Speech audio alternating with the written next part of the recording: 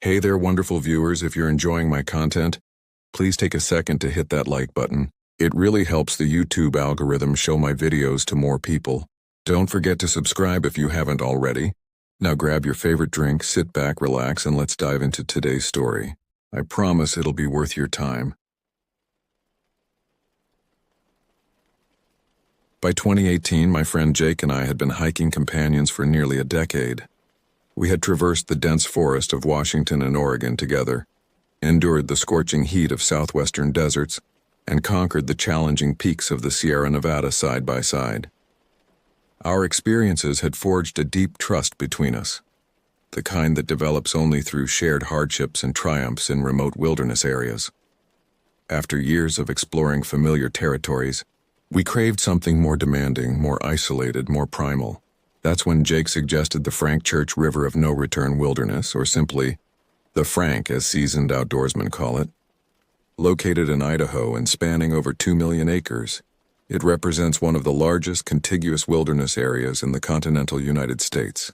The name itself carried an ominous weight that should have been our first warning. "It's the real deal," Jake said one evening as we studied maps in my apartment. "No cell service, minimal ranger patrols, and terrain so rough that most tourists never go beyond the first few miles of marked trails." His eyes gleamed with anticipation as his finger traced potential routes across the topographic lines. We'd have the place practically to ourselves.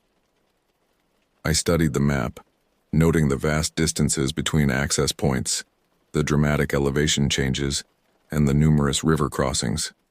"It looks intense," I admitted. "Much more isolated than anything we've done before."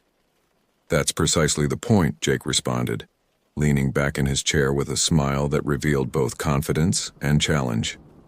"Are you getting hesitant? Because I can always ask someone else." That subtle provocation was all it took. 3 weeks later, we were methodically packing our gear for what would become the most harrowing experience of my life.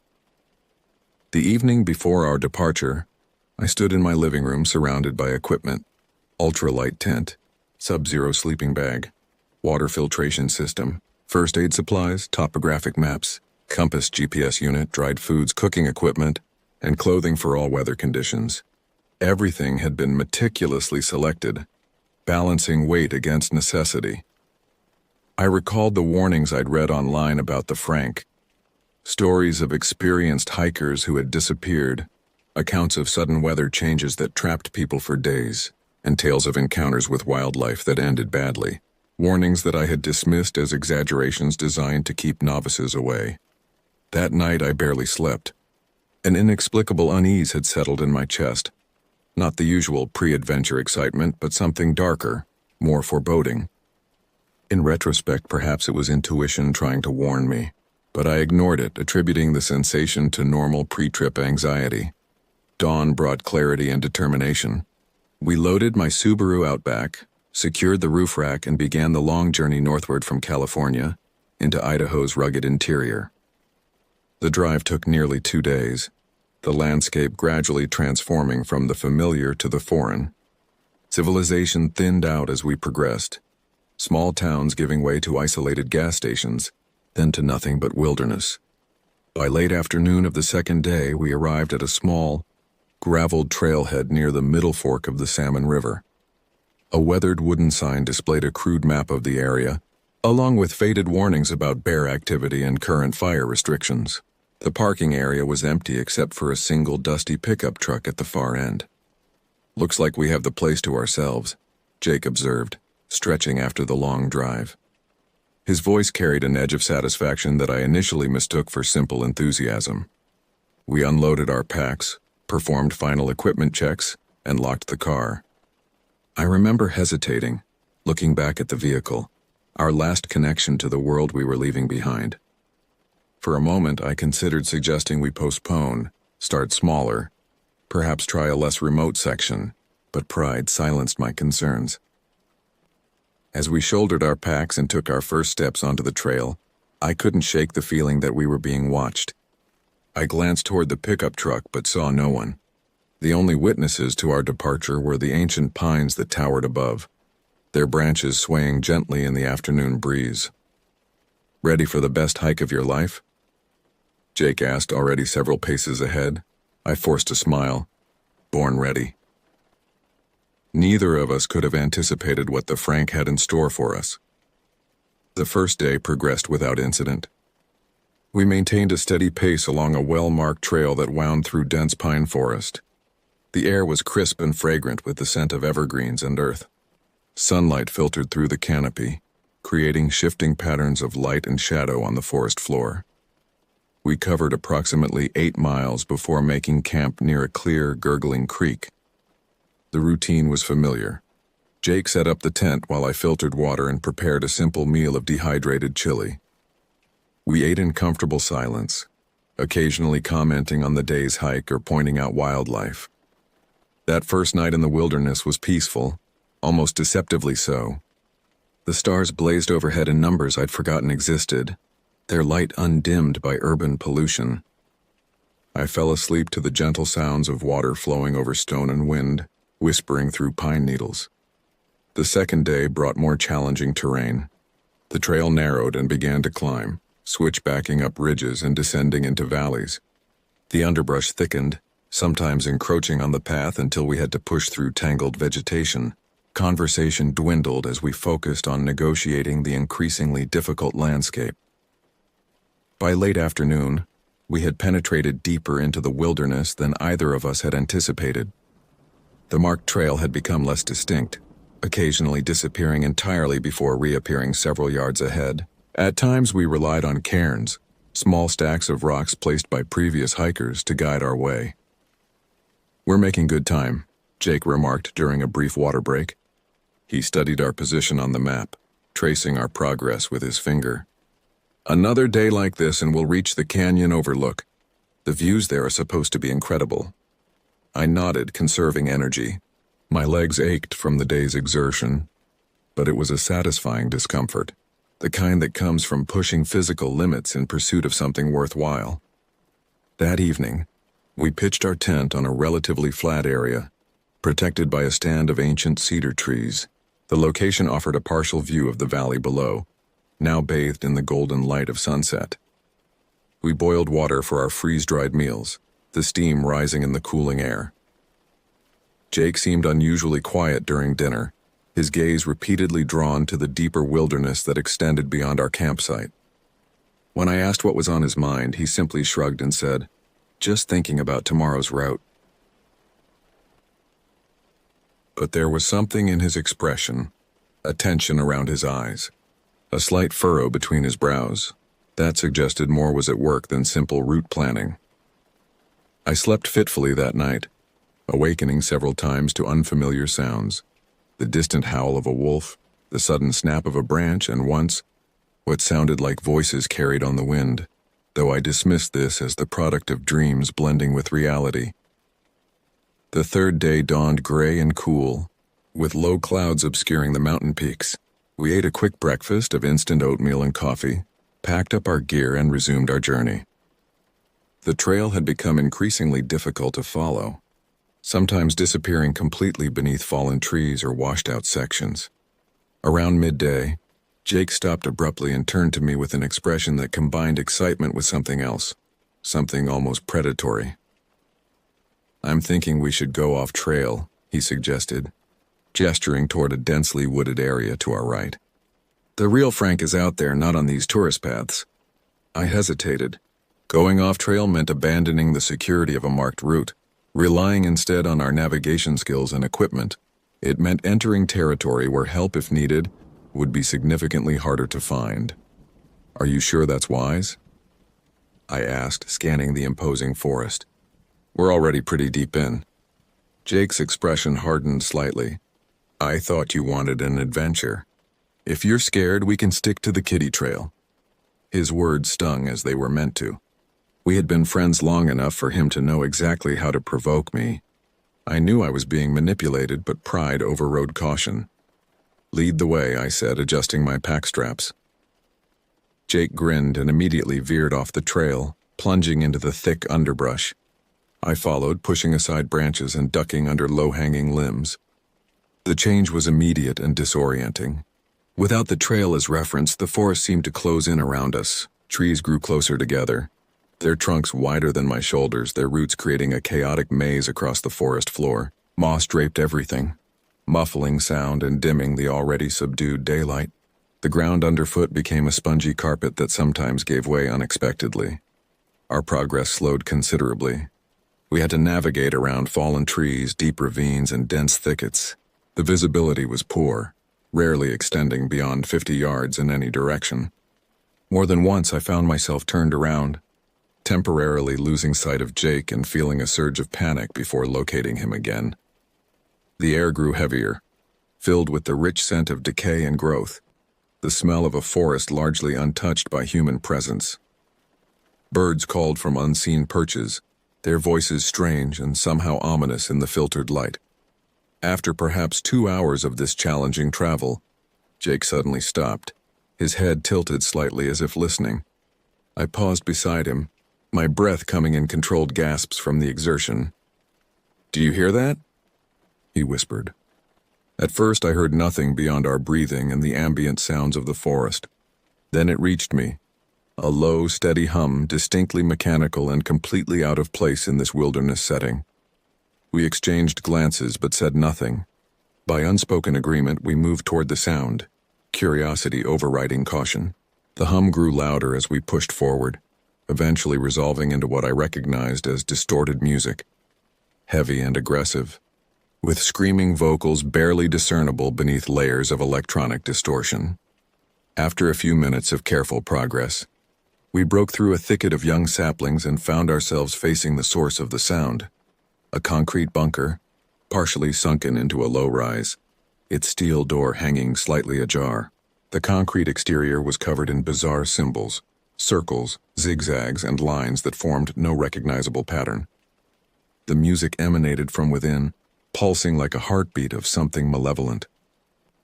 We stopped a few yards from the entrance, suddenly aware of how exposed we were. The bunker seemed profoundly wrong in this setting, a human intrusion of the most jarring kind, not a ranger station or hiker's shelter, but something secretive and threatening. "What the hell is this place?" I whispered, my voice barely audible over the throbbing music. Jake shook his head slowly. "No idea, military maybe? Or some survivalist compound." I studied the symbols scratched into the concrete.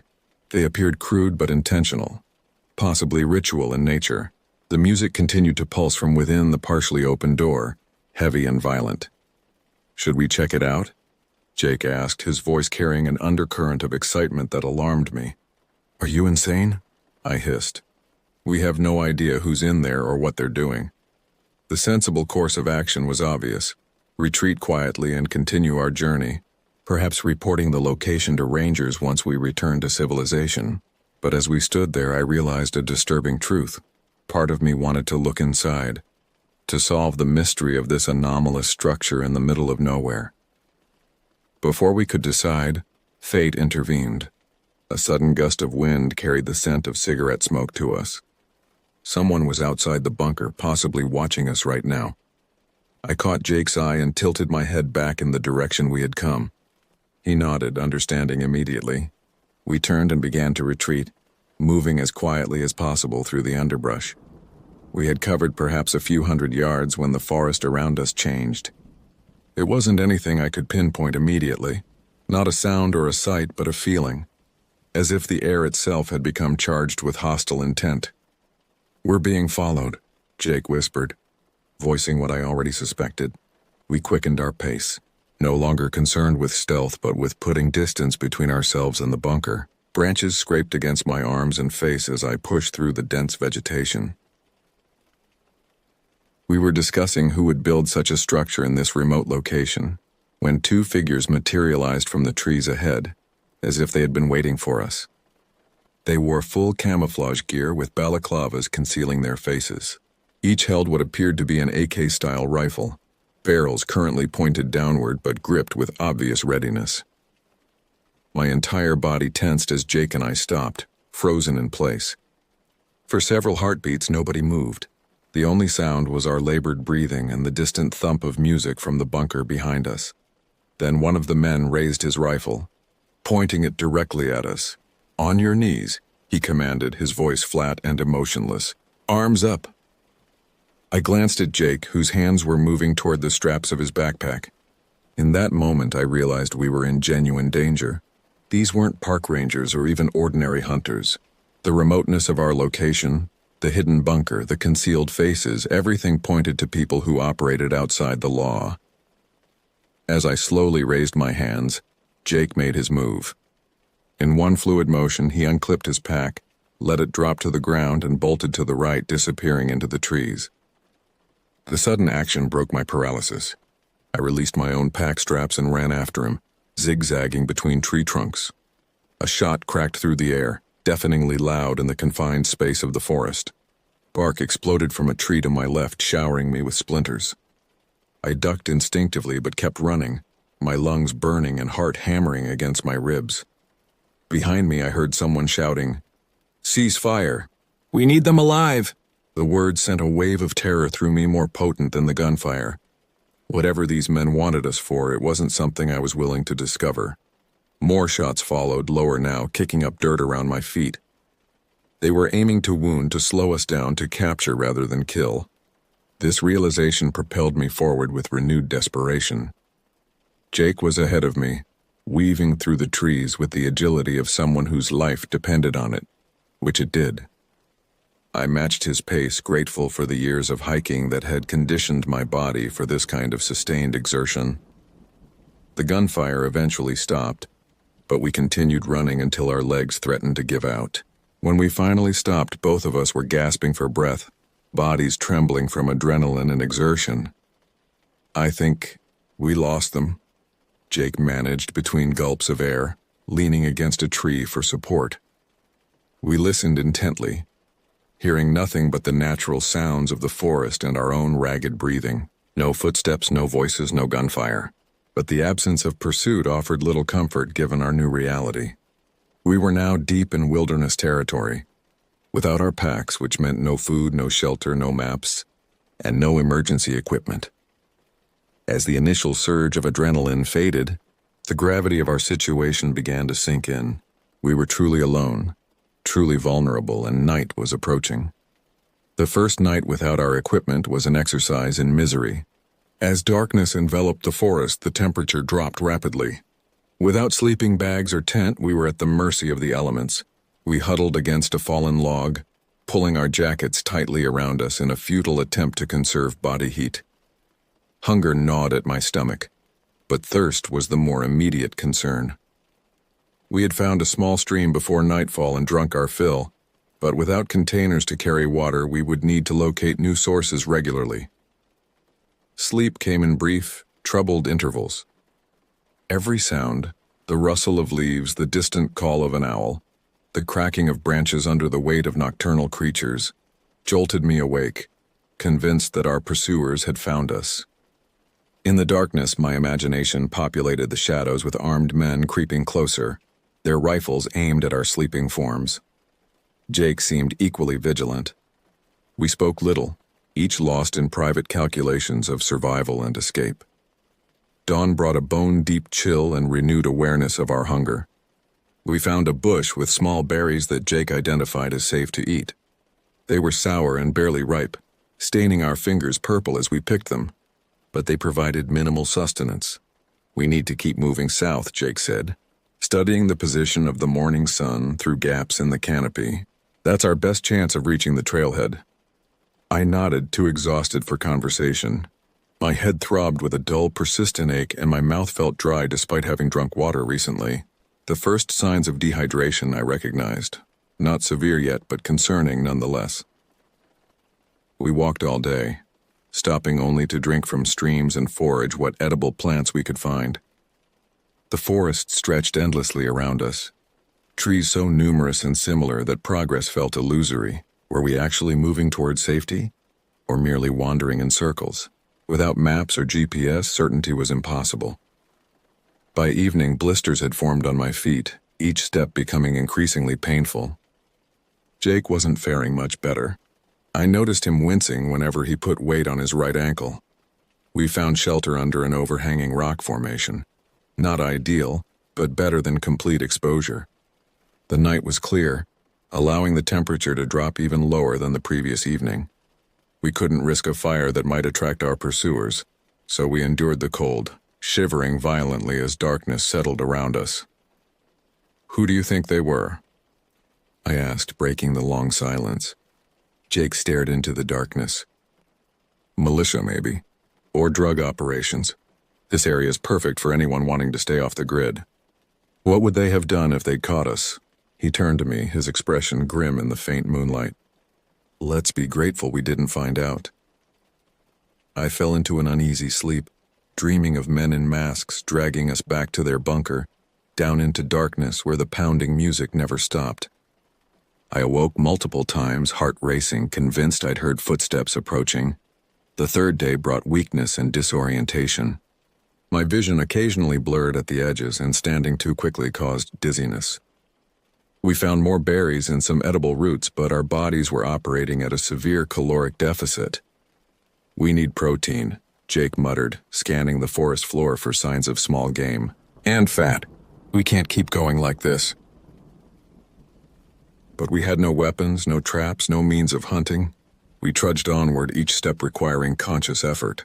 Conversation dwindled to essential communication only. Warnings about difficult terrain ahead, notifications of water sources, brief consultations about direction. The forest had transformed from a place of adventure to one of menace. Every shadow concealed potential threats. Every unexpected sound triggered a surge of adrenaline. The wild, which had once been our playground, had become our prison. Late in the afternoon, Jake suddenly stopped, raising his hand for silence. I froze, straining to hear what had caught his attention. "Engine," he whispered, pointing to our right. At first I heard nothing. Then it reached me, the distant but unmistakable sound of a motor vehicle. It could mean salvation or danger.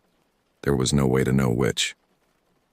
We moved cautiously toward the sound, pushing through dense underbrush until we emerged onto a narrow dirt road.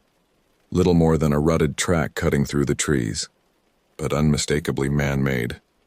"Civilization," I breathed, feeling a surge of hope for the first time in days. Jake nodded, but his expression remained cautious. Could be anyone's road. Might lead to a ranger station, might lead back to them. We debated briefly before deciding to follow the road. Even if it didn't lead directly to safety, it would eventually connect to larger roads and ultimately to people who could help us. We walked for perhaps an hour, staying just inside the tree line rather than on the exposed road itself, a compromise between making good time and maintaining caution. The road curved and dipped, following the natural contours of the land. As we rounded a bend, a small wooden structure came into view, a ranger station, its windows glowing with warm light in the fading day. A pickup truck with National Park Service markings was parked outside. Relief flooded through me so powerfully that my knees nearly buckled. Jake placed a steadying hand on my shoulder, his own expression revealing the same profound emotion. "We made it," he said simply. We approached the ranger station slowly, aware of our appearance, filthy, scratched, clothes torn, faces gaunt from hunger and exhaustion. The ranger who opened the door took one look at us and immediately ushered us inside. "Good Lord, what happened to you boys?" he asked, already moving to pour coffee and retrieve first aid supplies. He was an older man with a gray beard and weathered face, his uniform bearing the faded patch of someone who had served in the wilderness for decades. His name tag identified him as Ranger Wilson. As we sipped hot coffee with trembling hands, we recounted our experience. The bunker, the strange symbols, the armed men who had pursued us, our desperate flight through the forest without supplies. Wilson listened without interruption, his expression growing increasingly grave. When we finished, he picked up his radio and contacted local police, providing our location and a brief summary of our story. Then he turned back to us. "You're lucky to be alive," he said simply. "That area has a history of problems." "What kind of problems?" Jake asked. Wilson sighed, seeming to weigh how much to tell us. "The Frank is big, too big to patrol effectively. Over the years, it's attracted people who want to disappear. Some are just off-grid types, harmless enough. Others are more dangerous, militia groups, survivalists with extreme views, even criminal operations. And the authorities just let them stay out there? I asked, incredulous. It's complicated, Wilson replied. Limited resources, jurisdictional issues. Sometimes we know generally where these groups are operating, but without specific evidence of criminal activity, there's not much that can be done. And when there is evidence, mounting an operation in terrain like this is extremely difficult and dangerous. 2 police officers arrived about an hour later. They took our statements, their expressions professional but skeptical in a way that suggested they'd heard similar stories before. They promised to send rangers to investigate the bunker location, based on our best attempt to describe its position. We spent the night at the ranger station, sleeping on cots that felt luxurious after our nights on the forest floor. In the morning, the police returned with news. The rangers had found the bunker, but it was empty. No people, no equipment, just the concrete structure with its bizarre symbols scratched into the walls. Our backpacks were nowhere to be found. These groups are mobile, one officer explained. They probably cleared out as soon as they realized there were witnesses in the area. They'll likely relocate to another section of the wilderness. The implication was clear. They were still out there, just somewhere else now. The thought sent a chill through me despite the warmth of the ranger station. After providing us with meals and basic medical attention for our various minor injuries, Ranger Wilson drove us back to our car at the trailhead. It sat exactly as we had left it, a surreal reminder of how dramatically our circumstances had changed in just a few days. The drive home was largely silent. Jake stared out the passenger window, his expression unreadable. I gripped the steering wheel until my knuckles turned white, replaying events in my mind, questioning decisions, wondering about alternative outcomes. The wilderness that had once been a source of joy and escape had revealed a darker aspect, a reminder that not all dangers in the wild come from nature itself. The physical recovery came quickly. Within a week, the blisters had healed, the scratches had faded, and the persistent ache of hunger had become a distant memory. The psychological aftermath proved more enduring. I found myself startling at unexpected sounds even in the safety of my apartment. Sleep became elusive, disrupted by dreams of pursuit through endless forests or of masked men dragging me into darkened bunkers. During waking hours, I was hypervigilant, constantly scanning for threats that weren't there. Jake and I spoke infrequently in the weeks following our return. When we did talk, our conversations were superficial, deliberately avoiding discussion of what had happened in the Frank. It was as if acknowledging the experience would somehow make it more real, more present in our lives. 1 month after our return, Jake called unexpectedly late one evening. I've been doing some research, he said without preamble, about the Frank and the symbols we saw. I felt a tightening in my chest. Why, it's over. We got lucky. Best to leave it behind us. Is it, though? His voice had an intensity that alarmed me. Don't you want to understand what we stumbled into? Not particularly, I replied, though this wasn't entirely true.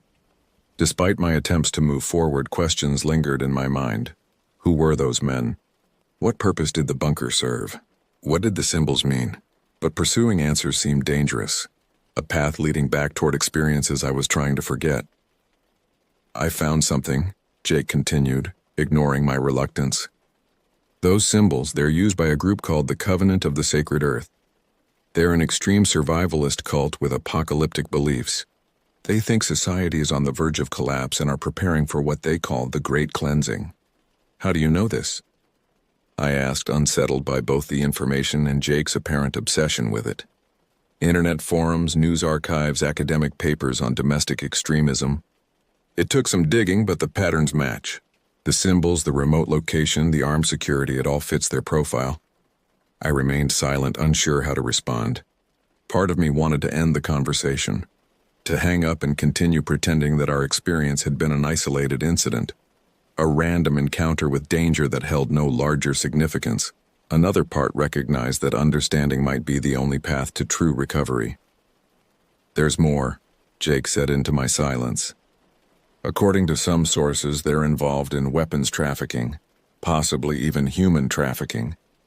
They use the wilderness as a staging ground, a place where they can operate outside of government oversight. Did you tell the police about this? I asked, my mouth suddenly dry. I tried. They took my statement but didn't seem particularly interested. One officer basically patted me on the head and suggested I was connecting dots that weren't there. Maybe you are, I suggested gently. We were under extreme stress. Trauma can make people see patterns. I'm not imagining this, Jake interrupted, his voice sharp. I know what I saw. What we saw. These people are dangerous and they're operating right under everyone's noses. The conversation ended shortly thereafter, with Jake promising to send me links to his research and me promising half-heartedly to review them.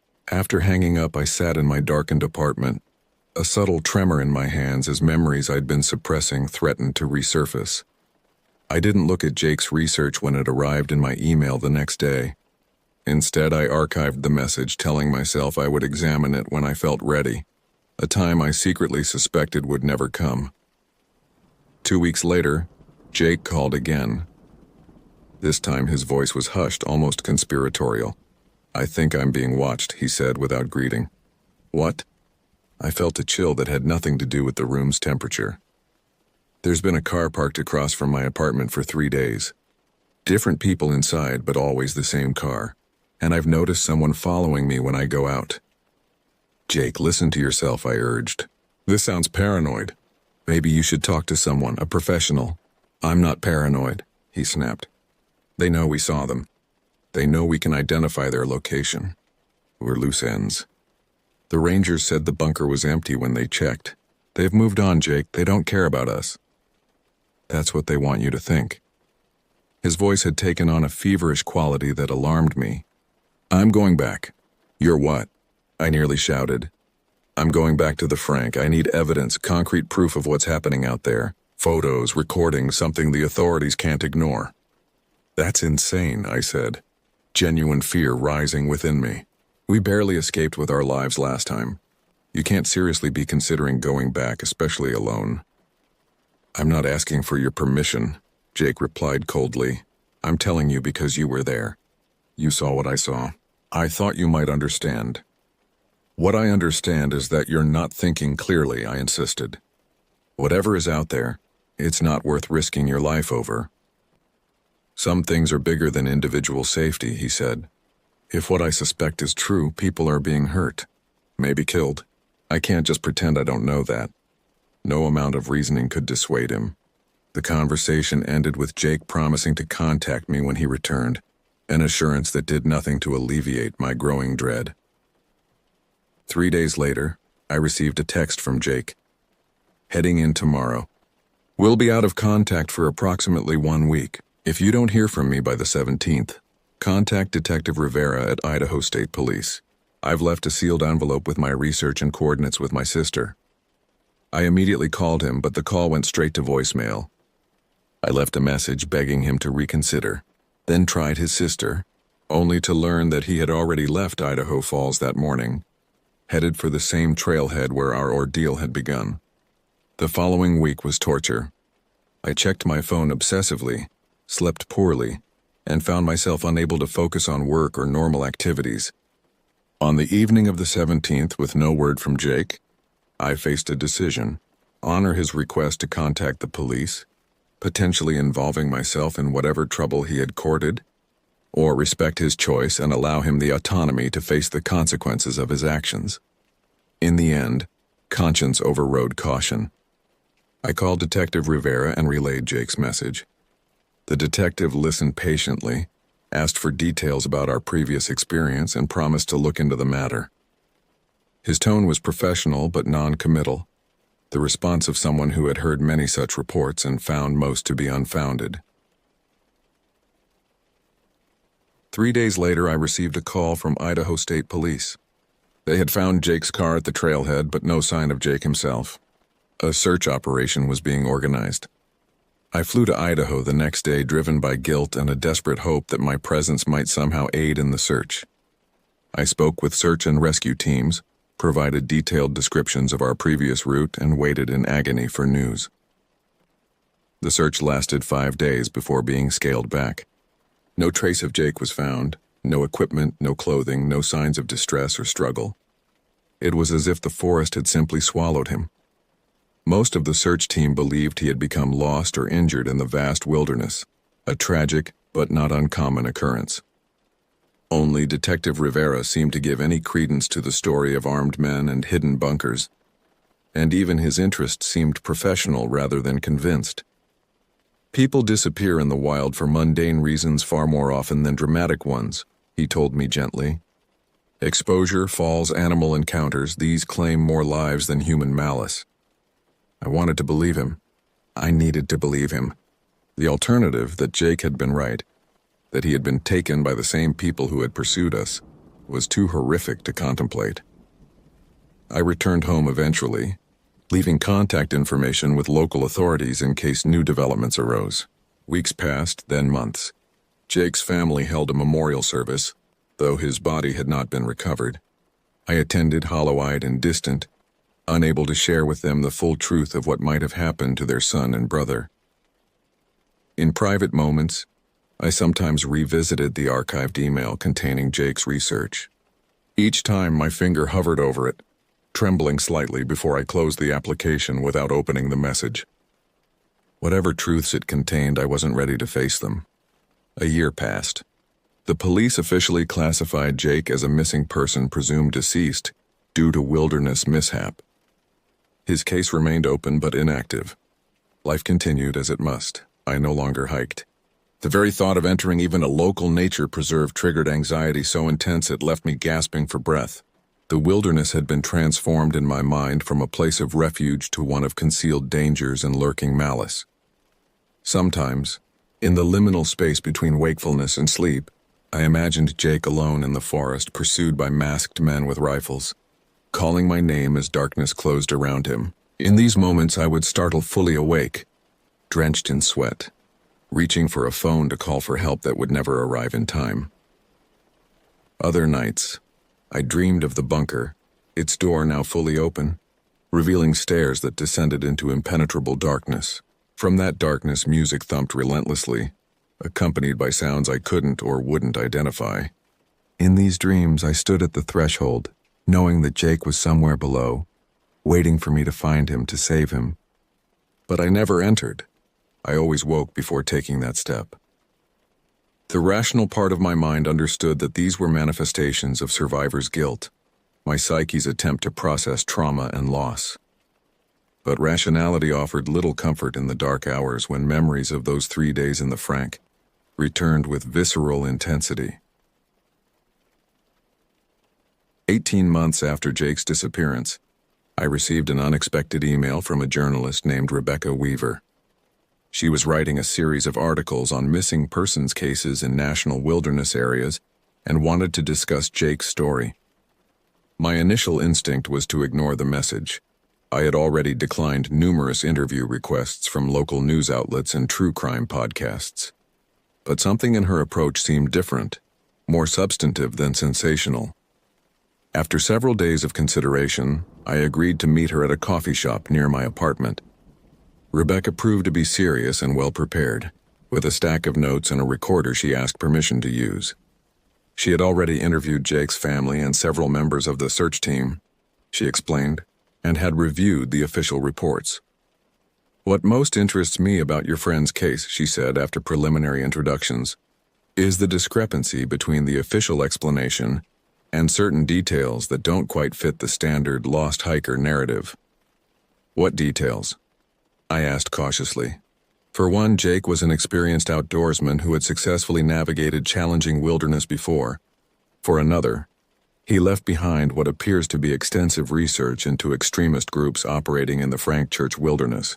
"And then there's your initial report about armed men and a bunker, a report that was largely dismissed by authorities." I stared at her, feeling a complex mix of emotions. Surprise that she had uncovered Jake's research, relief that someone was taking the more troubling aspects of his disappearance seriously, and renewed fear at the prospect of revisiting those experiences. "I don't know what Jake told you," I began carefully, "but our encounter in the Frank was—" I hesitated. searching for words that wouldn't make me sound delusional. Traumatic? Rebecca suggested gently. Unexplainable? Potentially criminal? All of those, I admitted. But mainly dismissed. Everyone seemed to think we were exaggerating or confused about what we saw. I don't think you were, Rebecca said, leaning forward slightly. In fact, I've found evidence that supports your account. She opened a folder and removed several photographs, placing them carefully on the table between us. They showed various wilderness locations, each containing structures similar to the bunker we had encountered, partially concealed concrete installations with steel doors. Some displayed the same bizarre symbols we had seen. These were taken at different locations throughout Idaho, Montana, and eastern Washington, Rebecca explained. All on public land, all off the grid, all unauthorized.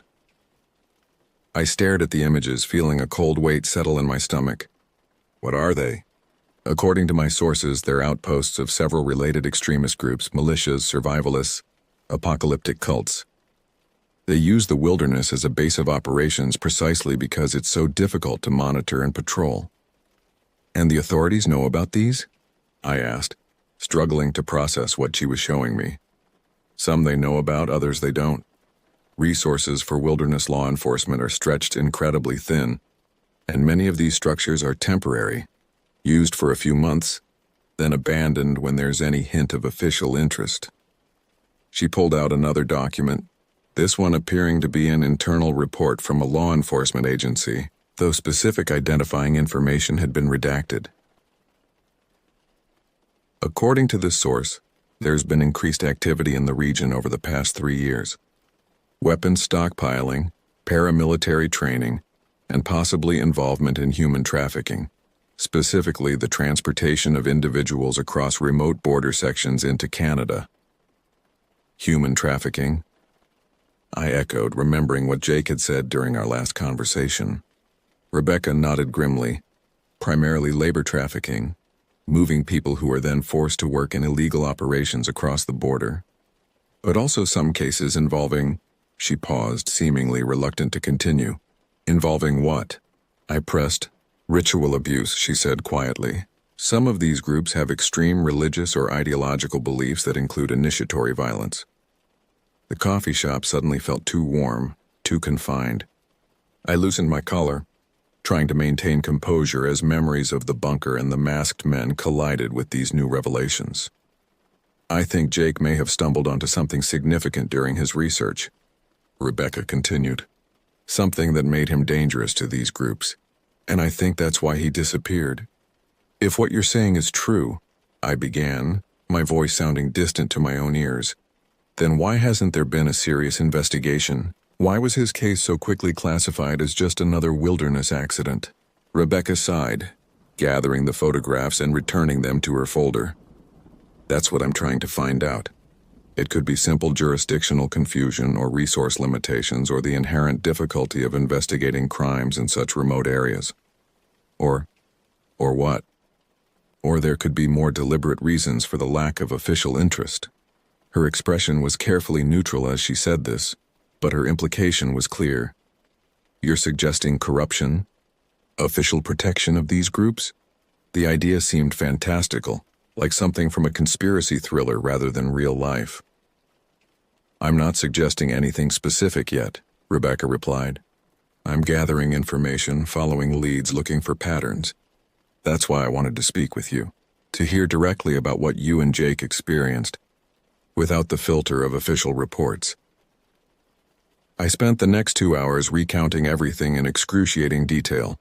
The bunker, the symbols, the armed men, our escape, and later, Jake's growing obsession with understanding what we had encountered. Rebecca listened intently, occasionally asking clarifying questions but mostly allowing me to tell the story at my own pace. When I finished, she thanked me and provided her contact information, encouraging me to reach out if I remembered additional details or had concerns about my safety. What exactly are you planning to do with this information? I asked as we prepared to leave. Write the most comprehensive and accurate article I can, she replied. Shine light on something that's been kept in darkness for too long. Isn't that dangerous? If these groups are as violent as you suggest, She smiled slightly, though her eyes remained serious. Journalism always involves some risk when the subject matter is significant. But I take precautions, and the public deserves to know what's happening in our public lands.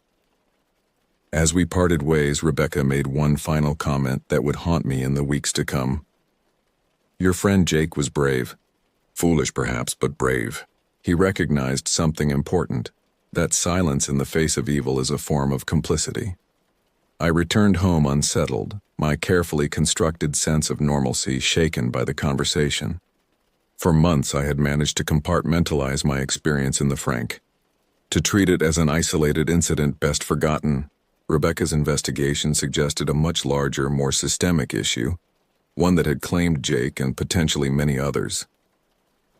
That night, I finally opened the archived email containing Jake's research. What I found was disturbing in its thoroughness. Maps marking suspected locations of hidden facilities, timelines of known disappearances in the region, photographs taken from public records of individuals believed to be involved in extremist activities, and detailed analyses of the symbols we had seen, tracing their origins through various apocalyptic ideologies. Jake had been building a case methodical and comprehensive, and it had likely gotten him killed. I forwarded the entire file to Rebecca, along with a brief message. Jake would have wanted you to have this. Be careful. Her reply came hours later. Thank you. This helps confirm several connections I've been tracking. I promise to use it responsibly. And yes, I'm always careful. 2 weeks passed without further communication. I returned to my routine, though thoughts of Jake and the bunker intruded more frequently now, stirred by the conversation with Rebecca and my review of Jake's research. Then, on a Wednesday evening, I received a text from an unknown number. Need to meet urgently. Information about Jay same place tomorrow 2 p.m. R. The message's brevity and urgency triggered immediate concern. Had Rebecca found something definitive about Jake's fate? Or was she herself in danger now? I arrived at the coffee shop 30 minutes early, selecting a table with a clear view of both the entrance and the street outside. Rebecca arrived precisely at 2 a.m., looking considerably more harried than during our previous meeting. She carried no folder this time, just a small notebook that she kept clutched tightly. Thank you for coming, she said, sitting down and immediately scanning the room. I wasn't sure if you would. You said you had information about Jake, I replied. Of course I came. She nodded, her attention still divided between our conversation and the environment. Before I share what I found, I need to be clear about something. After today, we shouldn't have further direct contact. For your safety and mine. A chill ran through me at her words.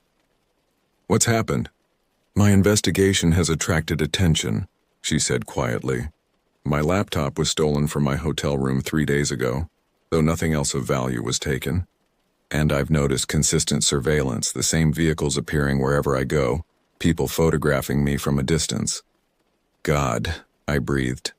Have you gone to the police? A humorless smile crossed her face. With what evidence? A stolen laptop could be any random thief, and people taking pictures in public places isn't illegal.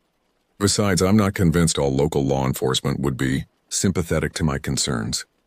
She opened her notebook and pushed it across the table. Inside was a hand-drawn map with several locations marked. I've confirmed at least 7 active compounds in the region, she explained, keeping her voice low. Based on Jake's research and my own sources, they appear to be connected. Different cells of the same organization or allied groups with similar objectives. She pointed to a location circled in red. This is where you and Jake encountered the bunker. And this, her finger moved to another mark about 20 miles away, is where a hunter reported strange activity 2 months before Jake disappeared. And here, she indicated a third location, is where search teams found an abandoned campsite they believe belonged to Jake, based on personal items recovered there. I studied the map, noting the proximity of the 3 locations. You think they found him? It wasn't a question, but Rebecca nodded anyway. I think he got too close to something they couldn't allow to be exposed. My source inside federal law enforcement believes these groups are involved in weapons trafficking across the Canadian border. Military-grade hardware, not just hunting rifles. Why are you telling me this? I asked, suddenly aware of how dangerous this knowledge might be. Because my article is going to press next week, and when it does, there could be backlash. I wanted you to be prepared to take precautions. What kind of precautions? Against what? She reclaimed her notebook, closing it carefully.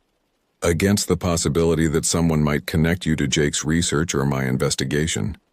These groups are meticulous about eliminating perceived threats. The coffee shop suddenly felt exposed, vulnerable. I resisted the urge to look over my shoulder, to check whether we were being observed even now. I'm not a threat to anyone, I insisted. I haven't done anything with what I know. Rational people would understand that, Rebecca agreed. But we're not dealing with rational actors here. These are extremists who see conspiracy and danger everywhere. In their worldview, anyone connected to exposure is a potential enemy. She stood, preparing to leave. I've arranged for the full article to be sent to you when it publishes. After that, I suggest a period of heightened awareness. Change your routines, vary your schedule. Be observant of your surroundings. Not forever, just until the attention shifts elsewhere. This is insane, I said, feeling overwhelmed. All because we went hiking in the wrong place at the wrong time.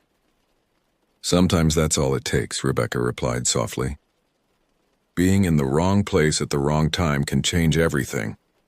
As she turned to leave, I called after her. Was it worth it? For Jake, I mean. Did his research, his sacrifice make a difference? She paused, considering the question. I believe it will. The article incorporates his findings, though I've protected his identity as much as possible. When it publishes, there will be investigations that can't be easily dismissed. For the first time, these groups will face real scrutiny. After she left, I remained at the table, my coffee growing cold as I considered the implications of our conversation. What had begun as a simple hiking trip had expanded into something unrecognizable. A dark web of extremism, trafficking, and violence operating in the shadows of America's wilderness. And somewhere within that web, Jake had been caught, silenced for knowing too much, for seeing what others had missed or ignored. The thought filled me with both grief and a growing sense of responsibility. If his work, his discovery, had indeed been meaningful, then perhaps there was value in ensuring it wasn't forgotten or suppressed. I left the coffee shop with a strange mixture of dread and resolve. Whatever came next, I would face it with open eyes, honoring Jake's memory by refusing to look away from uncomfortable truths, even when that gaze invited danger.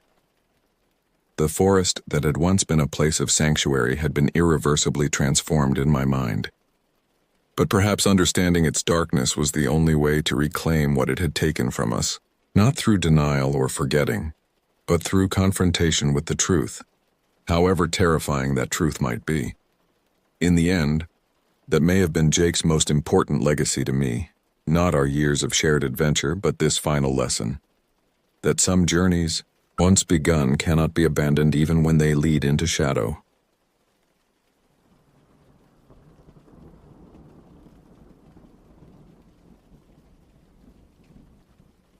I had been planning this trip to Big Bend National Park for months.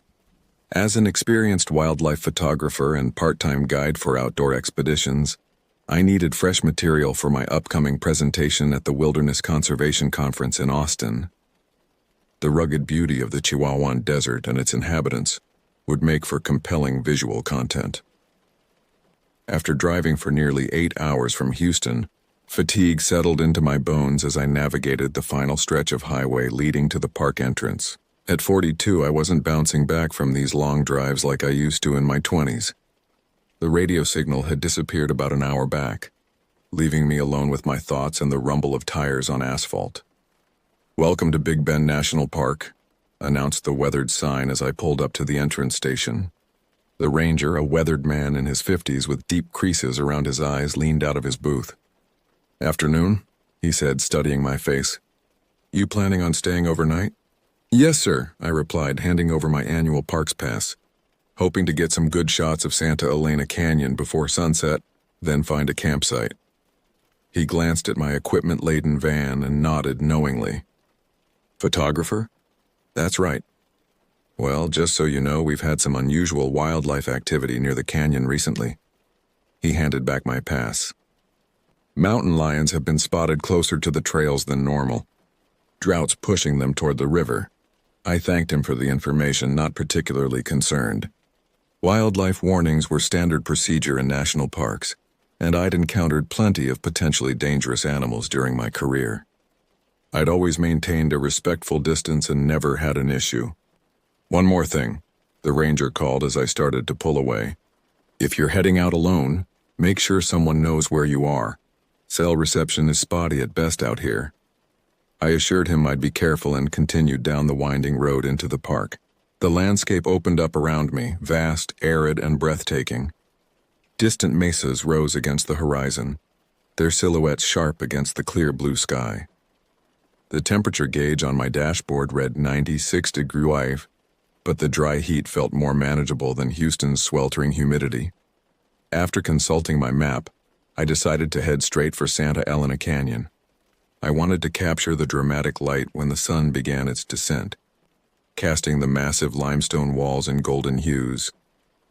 The road stretched before me, a ribbon of pavement cutting through an ocean of desert scrub and occasional cacti, past only 2 other vehicles during the hour-long drive to the canyon trailhead, a park maintenance truck and a family in an SUV heading in the opposite direction. The isolation felt both liberating and vaguely unsettling. By the time I pulled into the gravel parking area near the canyon, the sensation of being utterly alone had intensified. Stepping out of the air-conditioned van into the heat was like walking into an oven.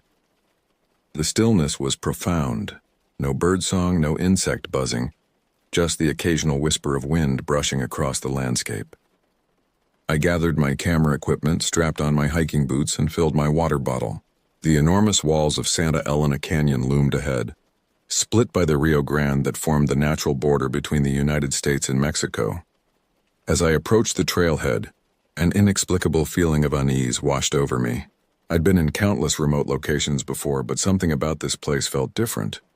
The vastness of the landscape made me acutely aware of my insignificance, a mere speck against the ancient geology surrounding me. I shook off the feeling and focused on the task at hand. I had photos to take and a presentation to prepare. The strange sense of foreboding was probably just exhaustion from the long drive. At least that's what I told myself as I set off down the trail, the weight of my camera bag heavy against my back and the relentless sun beating down from above. The trail to Santa Elena Canyon started easily enough, winding through sparse vegetation before approaching the riverbed. The Rio Grande was running low, evidence of the ongoing drought that had plagued the region for months. What should have been a substantial waterway was reduced to a shallow stream in places, exposing sandbars and river rocks normally hidden beneath the surface.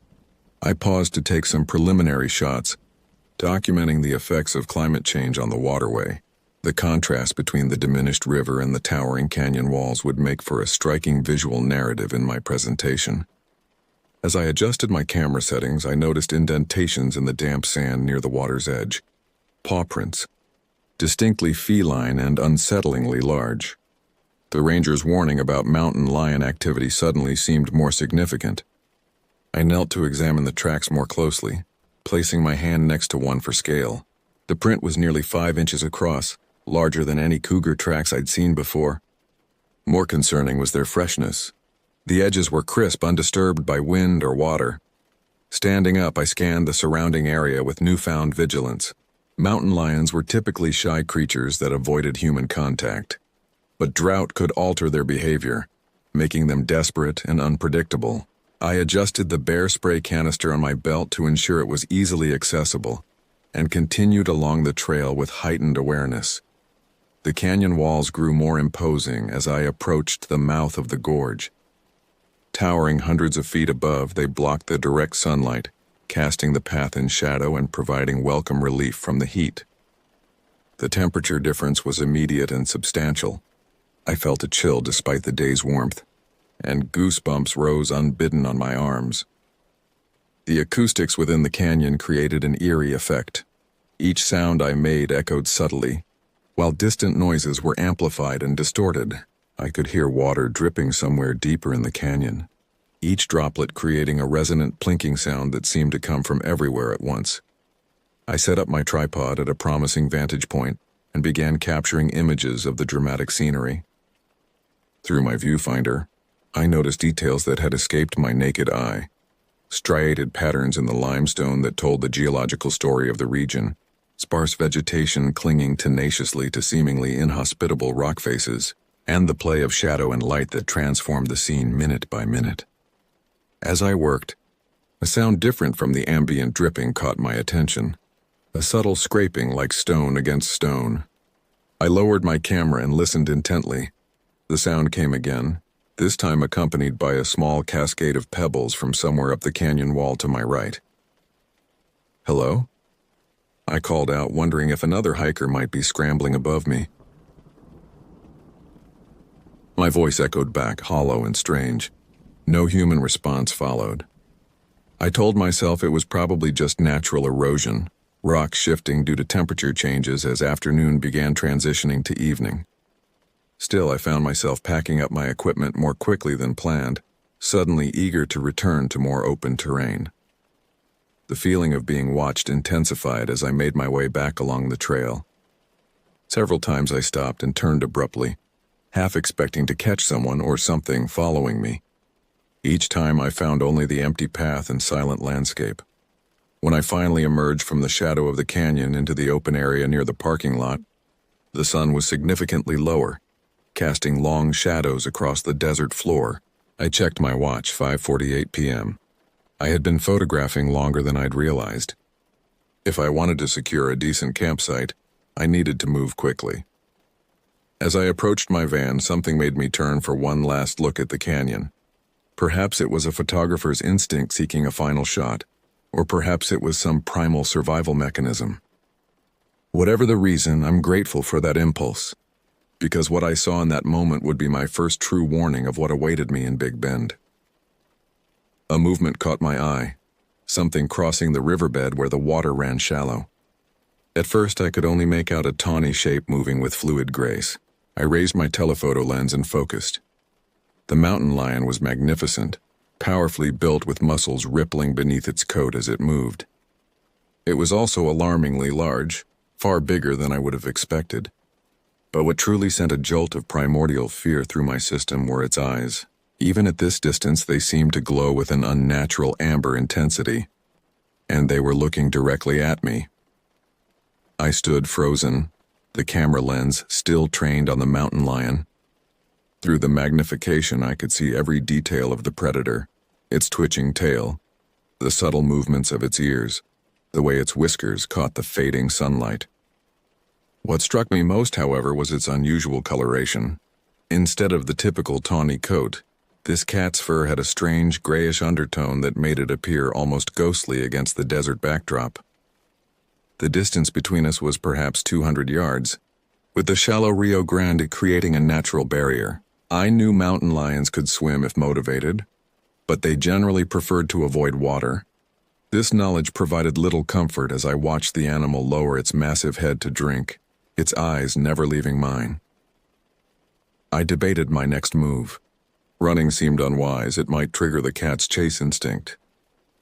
Maintaining eye contact felt equally dangerous, a direct challenge to a territorial predator. I settled for a slow, deliberate retreat toward my van, walking backward with measured steps. The cat finished drinking and sat on its haunches, watching me with an unnerving stillness. Then, with startling suddenness, it rose and began moving parallel to the river in my direction. My heart hammered against my ribs. I quickened my pace but kept my movement steady. The camera felt absurdly heavy in my hands, but I couldn't bring myself to lower it. Some irrational part of my mind believed that as long as I could see the cat through the lens, I maintained some measure of control over the situation. The lion stopped when it reached a narrow section of the river, where a fallen tree created a natural bridge between the Mexican and American sides. It sniffed the log, then looked directly at me again. I swear I saw calculation in those amber eyes. "No," I whispered involuntarily. "Don't you dare." As if hearing my quiet protest, the cat placed one massive paw on the log, testing its stability. The wood held firm. With liquid grace, the mountain lion began crossing the makeshift bridge, its gaze locked on me the entire time. I abandoned all pretense of calm retreat. Turning, I ran the remaining distance to my van, fumbling with the keys as I reached the driver's side door. My hands trembled so violently that I dropped the keyring twice before managing to unlock the vehicle. Once inside, I slammed the door and locked it, then twisted in my seat to look out the back window. The cat had completed its river crossing and now stood at the trailhead, perhaps 100 yards away. Even at this distance, those golden eyes seemed to glow with unnatural brightness. I started the engine with a prayer of gratitude that it caught on the first try. As I began to pull away, the mountain lion did something that defies explanation to this day. It lifted its right paw and placed it deliberately on a nearby rock, as if marking the spot. The gesture seemed almost human in its intentionality. Accelerating down the gravel road, I kept checking my rearview mirror until the trailhead disappeared around a bend. Only then did I allow myself to take a full breath. My hands were still shaking on the steering wheel, and sweat had soaked through my shirt despite the air conditioning now blasting through the van's vents. I had encountered mountain lions before in my career, but never one that behaved like this. Their natural response to humans is avoidance, not pursuit. This animal had deliberately crossed a natural barrier to follow me. It had shown purpose and intelligence beyond normal predatory behavior. As the adrenaline began to subside, I tried to rationalize what I'd witnessed.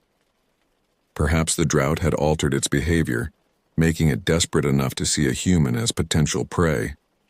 Or maybe it was protecting a nearby kill or cubs I hadn't noticed. There had to be a logical explanation.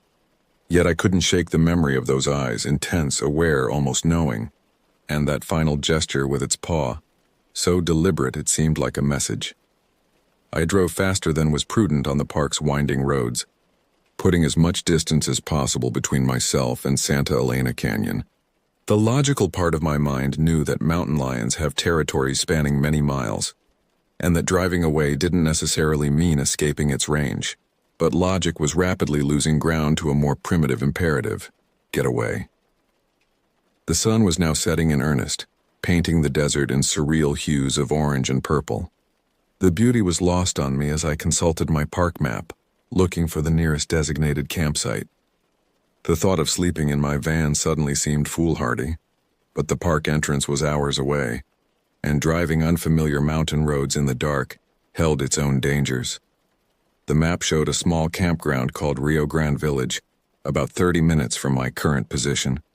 It would likely have other campers, witnesses, and potential help if the unthinkable happened.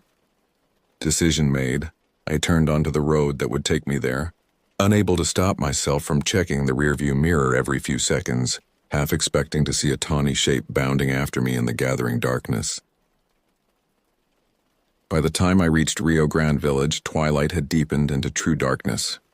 The campground was more populated than I'd expected for a weekday, with RVs and tents scattered across the designated sites.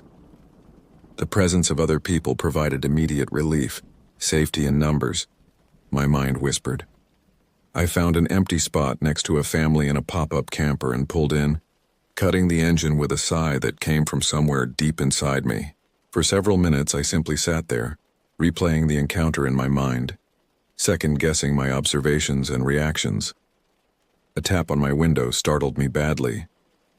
I jerked around to see a bearded man in his 30s holding a flashlight, concern evident on his face. I rolled down the window halfway. "You okay?" he asked. "You've been sitting here with your lights on for a while now." "Yeah, sorry," I managed, realizing my headlights were likely shining directly into his campsite. "Just tired from the drive." He nodded understandingly. "First time in Big Bend?" "No, but it's been a few years." I introduced myself and learned his name was Keith. He and his family were from Austin, on their annual spring break camping trip. "You picked a good time to visit," Keith said, glancing around. "It's busy enough to have company, but not so crowded you can't enjoy the solitude." The word solitude made me shudder involuntarily. "Cold?" Keith asked, noticing my reaction. "Just a long day," I replied. "Hey, have you heard anything about unusual mountain lion activity in the park?" Keith's expression shifted subtly. "Funny you should ask. The ranger who checked us in yesterday mentioned they've had more sightings than usual. Said they think it's a particularly large male that's been spotted repeatedly near the western trails." My stomach tightened. Did they say how large? Just that it was bigger than average. Why, did you see one? I hesitated, suddenly reluctant to share my experience. It seemed too bizarre, too unsettling. I saw tracks near the canyon, I said finally. Bigger than any I've seen before. Keith nodded. Well, they're out there. That's why we've been keeping the kids close to the campground. You camping alone? When I confirmed that I was, he frowned slightly. Be careful, especially if you're heading out on the more remote trails. The ranger said this particular cat doesn't seem as skittish around humans as most. We chatted for a few more minutes before Keith returned to his family. I closed my window and locked the doors, then began arranging my sleeping area in the back of the van. My thoughts kept drifting back to those amber eyes and that deliberate paw placement. The encounter felt significant in a way I couldn't articulate. After a sparse dinner of trail mix and beef jerky, I tried to distract myself by reviewing the photos I'd taken that day. The images of Santa Elena Canyon were striking. Dramatic lighting, perfect composition. Under different circumstances, I would have been pleased with the results. When I reached the last few photos, I froze. I didn't remember taking these. Frames that showed the river crossing and the mountain lion on the far bank. I must have continued shooting instinctively even as fear took hold. The camera's powerful zoom had captured details invisible to my naked eye. In one image, particularly clear despite the fading light, I could see the cat's face with startling definition. Its eyes reflected the camera flash, creating an eerie red-eye effect that made it look demonic. But what truly disturbed me was its expression. If an animal could appear to have purpose, intent, this one did. I zoomed in further, studying the mountain lion's features. Something about its face seemed off, but I couldn't identify what specifically bothered me. The proportions were slightly wrong. The spacing of its features just a fraction different from what felt natural. Perhaps it was just the angle or the lighting playing tricks. A distant sound interrupted my thoughts. A high, wavering scream that cut through the night. I recognized it immediately as a mountain lion's call, a sound often described as similar to a woman screaming. Though I knew what it was, the primal part of my brain still registered it as a human in distress, sending fresh adrenaline coursing through my system. The call came again, closer this time. From nearby campsites I heard voices, people emerging from tents to listen. A child began crying. I checked that all my van's doors were securely locked, then peered out through the windows, seeing nothing but darkness beyond the circle of campground lights. A park ranger's vehicle rolled slowly through the campground, its spotlight sweeping the perimeter.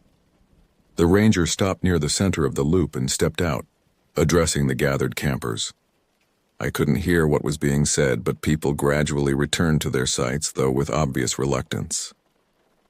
The ranger's presence should have been reassuring, but somehow it had the opposite effect.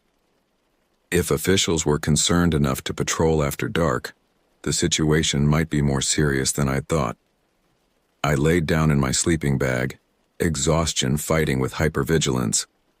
Every sound outside, the wind rustling through desert scrub, distant conversations from other campsites, the occasional vehicle on the main park road, kept me from drifting off.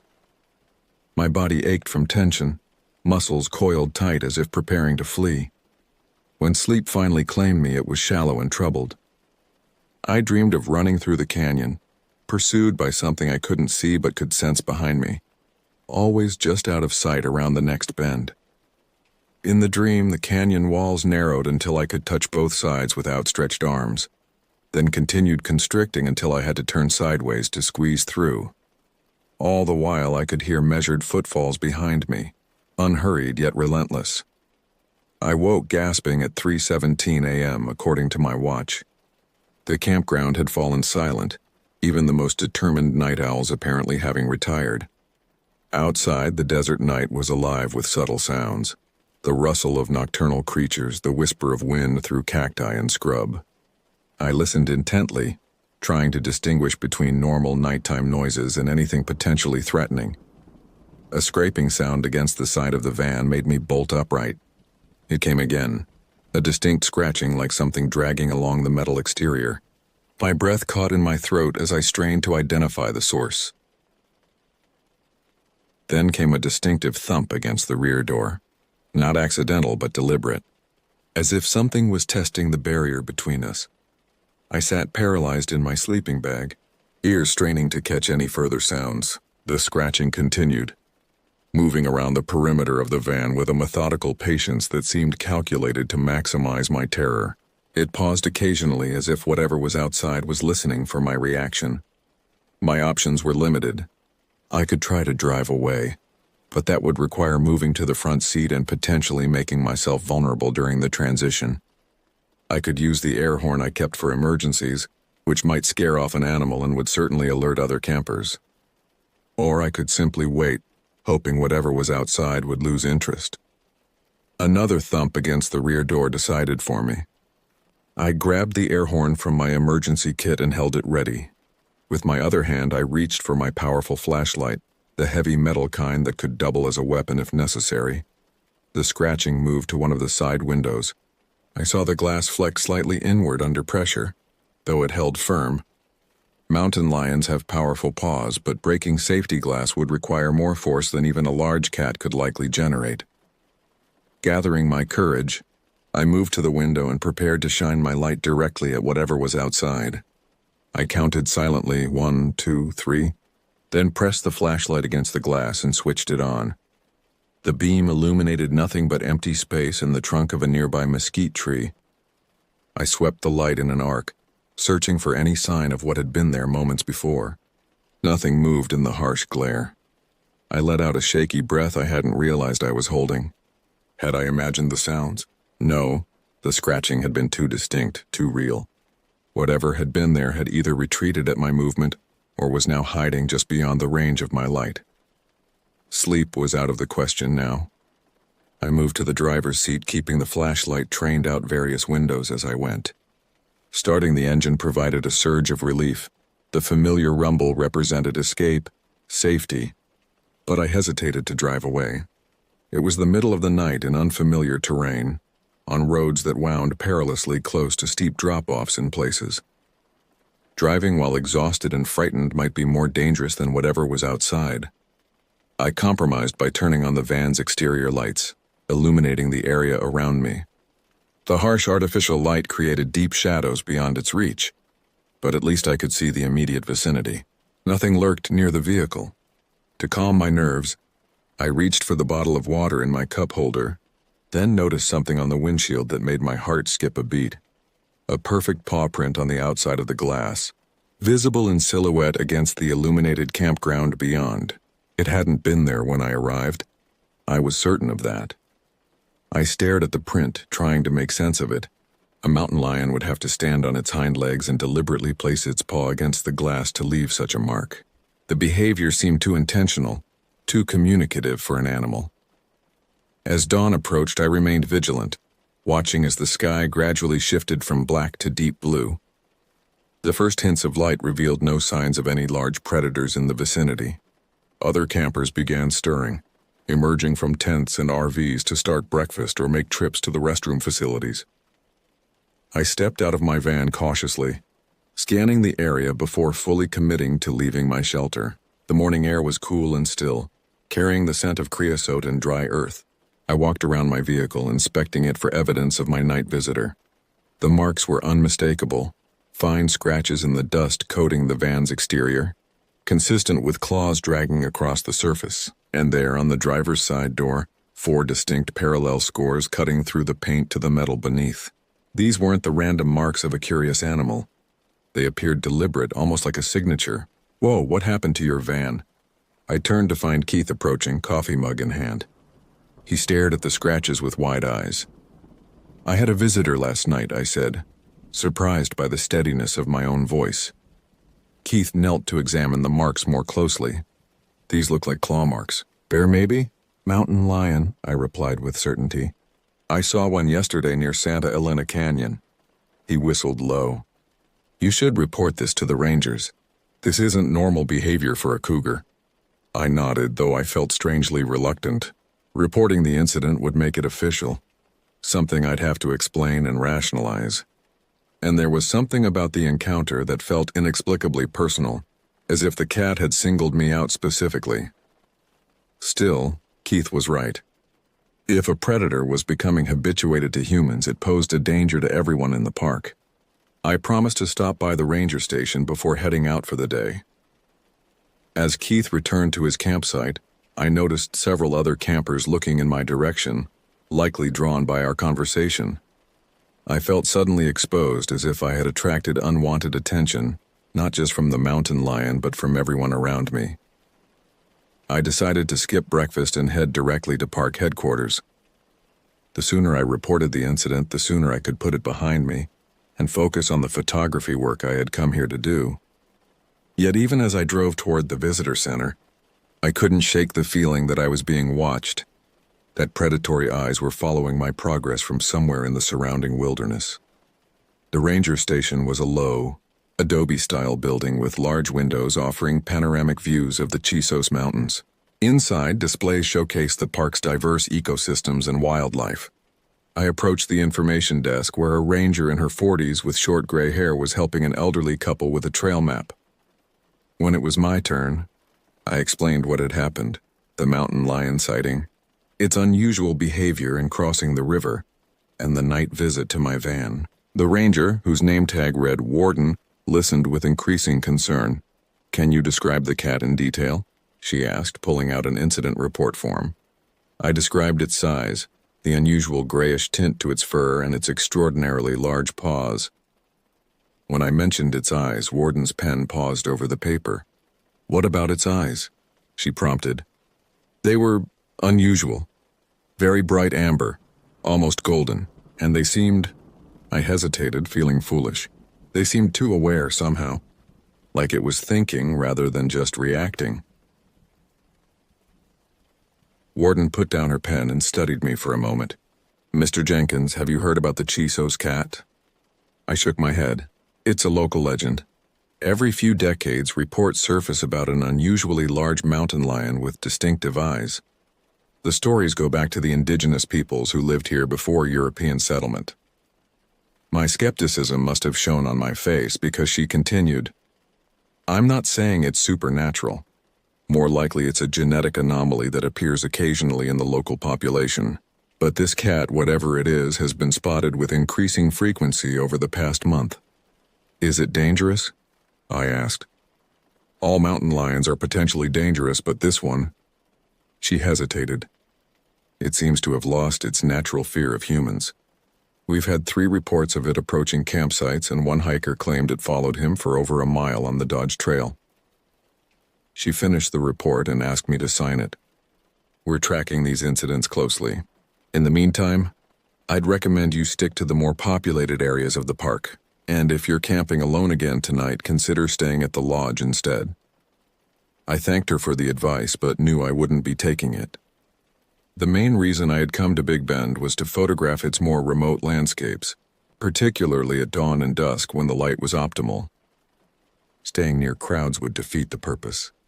After leaving the ranger station, I spent the morning photographing more accessible areas of the park, balanced rock, the hot springs, and various desert plants in bloom after recent rains. But my heart wasn't in it. These were tourist shots, not the unique perspectives I needed for my presentation. By early afternoon, I had made a decision. I would venture to the more isolated Grapevine Hills area for sunset photography. The terrain there offered dramatic compositions, with massive boulders perched improbably atop one another, and twisted desert vegetation creating foreground interest. If the mountain lion, this Chisos cat, was truly following me, perhaps it was better to confront that reality in daylight than spend another night wondering what lurked outside my van.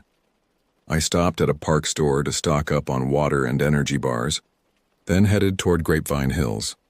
The road deteriorated as I left the main routes, becoming rough and washboarded in sections. Few other vehicles ventured this way, especially on a weekday afternoon. The landscape grew increasingly rugged and otherworldly. Massive rock formations erupted from the desert floor, wind sculpted into fantastic shapes over millennia. I parked at a small turnout and loaded my camera gear into my backpack, along with water, snacks, and after a moment's hesitation, my bear spray and hunting knife. The trail started as a sandy wash between boulder fields before climbing steadily into the hills. Spring wildflowers dotted the path with splashes of yellow, purple and red brittlebush desert marigold, and Indian paintbrush creating natural garden displays among the rocks. I hiked for about 40 minutes before finding a promising location, a high vantage point overlooking a valley, with balanced rocks in the foreground and the distant mountains providing a dramatic backdrop. The afternoon light was still too harsh for optimal shooting, but I set up my equipment and took test shots to determine the best composition for when the golden hour arrived. As I worked, that feeling of being watched returned stronger than ever. Several times I stopped abruptly, scanning the surrounding terrain for any sign of movement. Nothing appeared unusual, yet the sensation persisted, raising the hair on the back of my neck. I spoke aloud, my voice sounding strangely small against the vastness of the landscape. "I know you're out there." No response came except the whisper of wind through the rocks and the distant call of a raven. Yet speaking had somehow made me feel more in control, as if acknowledging the unseen presence had diminished its power over me. Time passed slowly as I waited for the sun to lower. I busied myself with equipment checks and lens cleaning, anything to keep my mind occupied and my hands steady. When the light finally began to soften, taking on the warm, golden-quality photographer's prize, I almost forgot my anxiety in the focus of creative work. I was changing lenses when a small cascade of pebbles clattered down from a boulder pile about 30 yards to my right. I froze, lens in hand, and slowly turned toward the sound. At first I saw nothing unusual, just the jumbled rocks and patches of vegetation typical of the area. Then a shadow moved between two boulders, too fluidly to be a trick of the changing light. I carefully mounted the telephoto lens and pointed it toward the spot. Through the magnification, I could make out a tawny form partially concealed behind a large rock, just the hindquarters and tail of a large feline, the rest hidden from view. My finger hovered over the shutter button, torn between the photographer's instinct to capture the image and the survival instinct, urging me to retreat immediately. Before I could decide, the animal shifted position and I caught a glimpse of its profile. It was the same mountain lion from Santa Elena Canyon, unmistakable with its unusual coloration and massive size. It seemed even larger from this angle, its shoulder height comparable to a small wolf rather than a typical cougar, and though I couldn't see its eyes from this vantage point, I knew they would be that unsettling amber gold. I slowly reached for my bear spray, never taking my gaze from the cat. It hadn't spotted me yet, or at least it wasn't acknowledging my presence. Its attention seemed focused on something beyond my field of vision, further down the slope.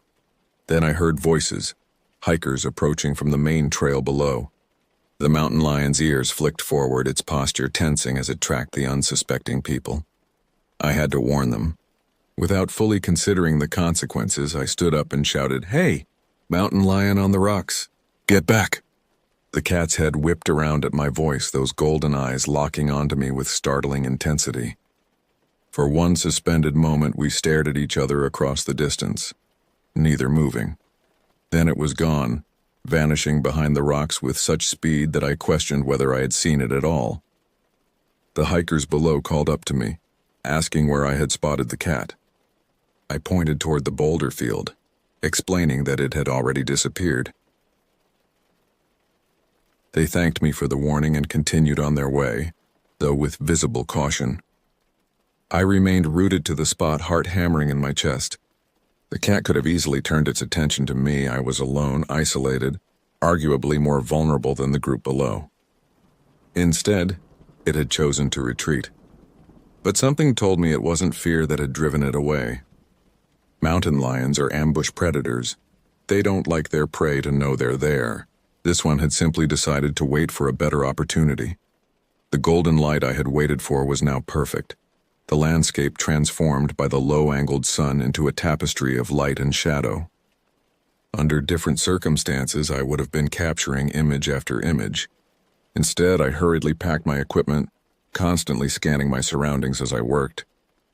The hike back to my vehicle seemed interminable. Every shadow jumped with potential threat. Every rustle of vegetation tightened the knot in my stomach. I maintained a pace just short of running, bear spray clutched in one hand.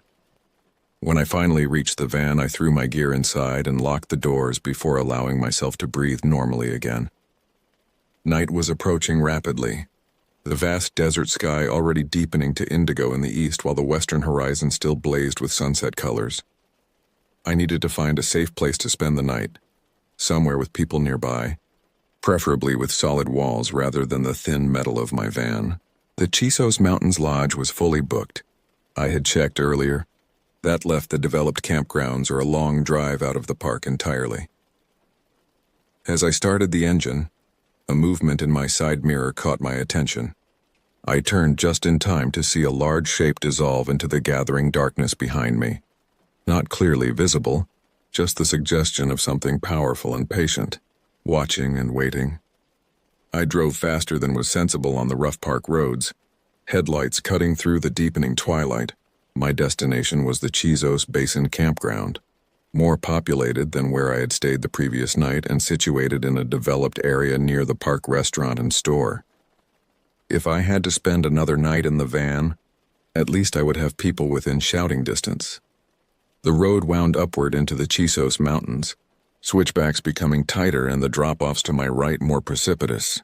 I gripped the steering wheel with white-knuckled intensity, taking each curve with cautious acceleration. The last thing I needed was to go off the road in the dark, stranded in mountain lion territory. A flash of movement in my headlights made me slam on the brakes. Something had darted across the road about 50 yards ahead, something large and quick. I stopped completely engine idling and peered into the darkness beyond the reach of my lights. Nothing moved. After a minute that felt like an hour, I cautiously proceeded, scanning the roadside vegetation for any sign of wildlife.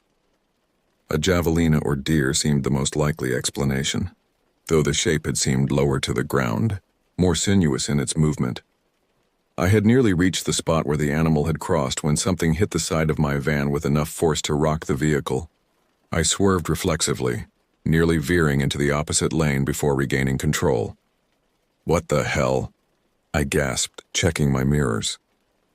In the red glow of my taillights, I caught a glimpse of a large shape in the road behind me, unmistakably feline, outlined against the pavement for just a second before it disappeared into the brush. My mind struggled to process what had just happened. Had the mountain lion charged my moving vehicle? The behavior defied everything I knew about these animals. They were calculating predators that conserved energy and avoided unnecessary risks. Attacking a moving vehicle served no evolutionary purpose, unless this wasn't about predation at all. The thought chilled me more than any other possibility. If the cat was motivated by something beyond hunger, territorial aggression perhaps, or some deeper instinctual drive, then its behavior became even more unpredictable. I accelerated again, pushing the van harder than was wise on the unfamiliar mountain road. Each bend revealed only more empty pavement and the occasional reflective eyes of small nocturnal creatures caught in my headlights. The road leveled out as I approached the Chisos Basin, the developed heart of the park where the lodge, restaurant, and main campground were located. Lights from buildings appeared ahead, promising safety and normalcy. I felt some of the tension leave my shoulders as I pulled into the campground entrance. Sign posted at the check-in station crushed my hopes. Campground full. A smaller notice below explained that a school group had reserved most of the sites for a geology field trip. I sat staring at the sign, trying to formulate a new plan. The lodge parking lot would have people coming and going all night.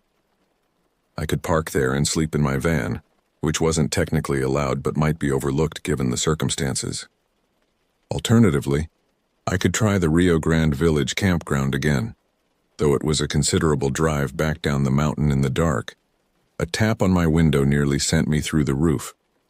A park ranger stood outside, flashlight angled away from my face. "Everything okay?"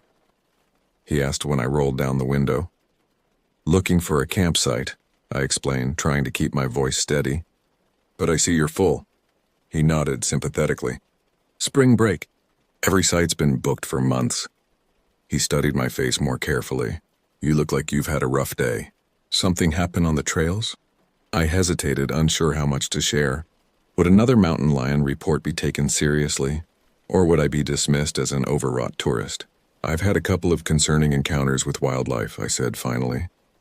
A mountain lion that seemed to be following me.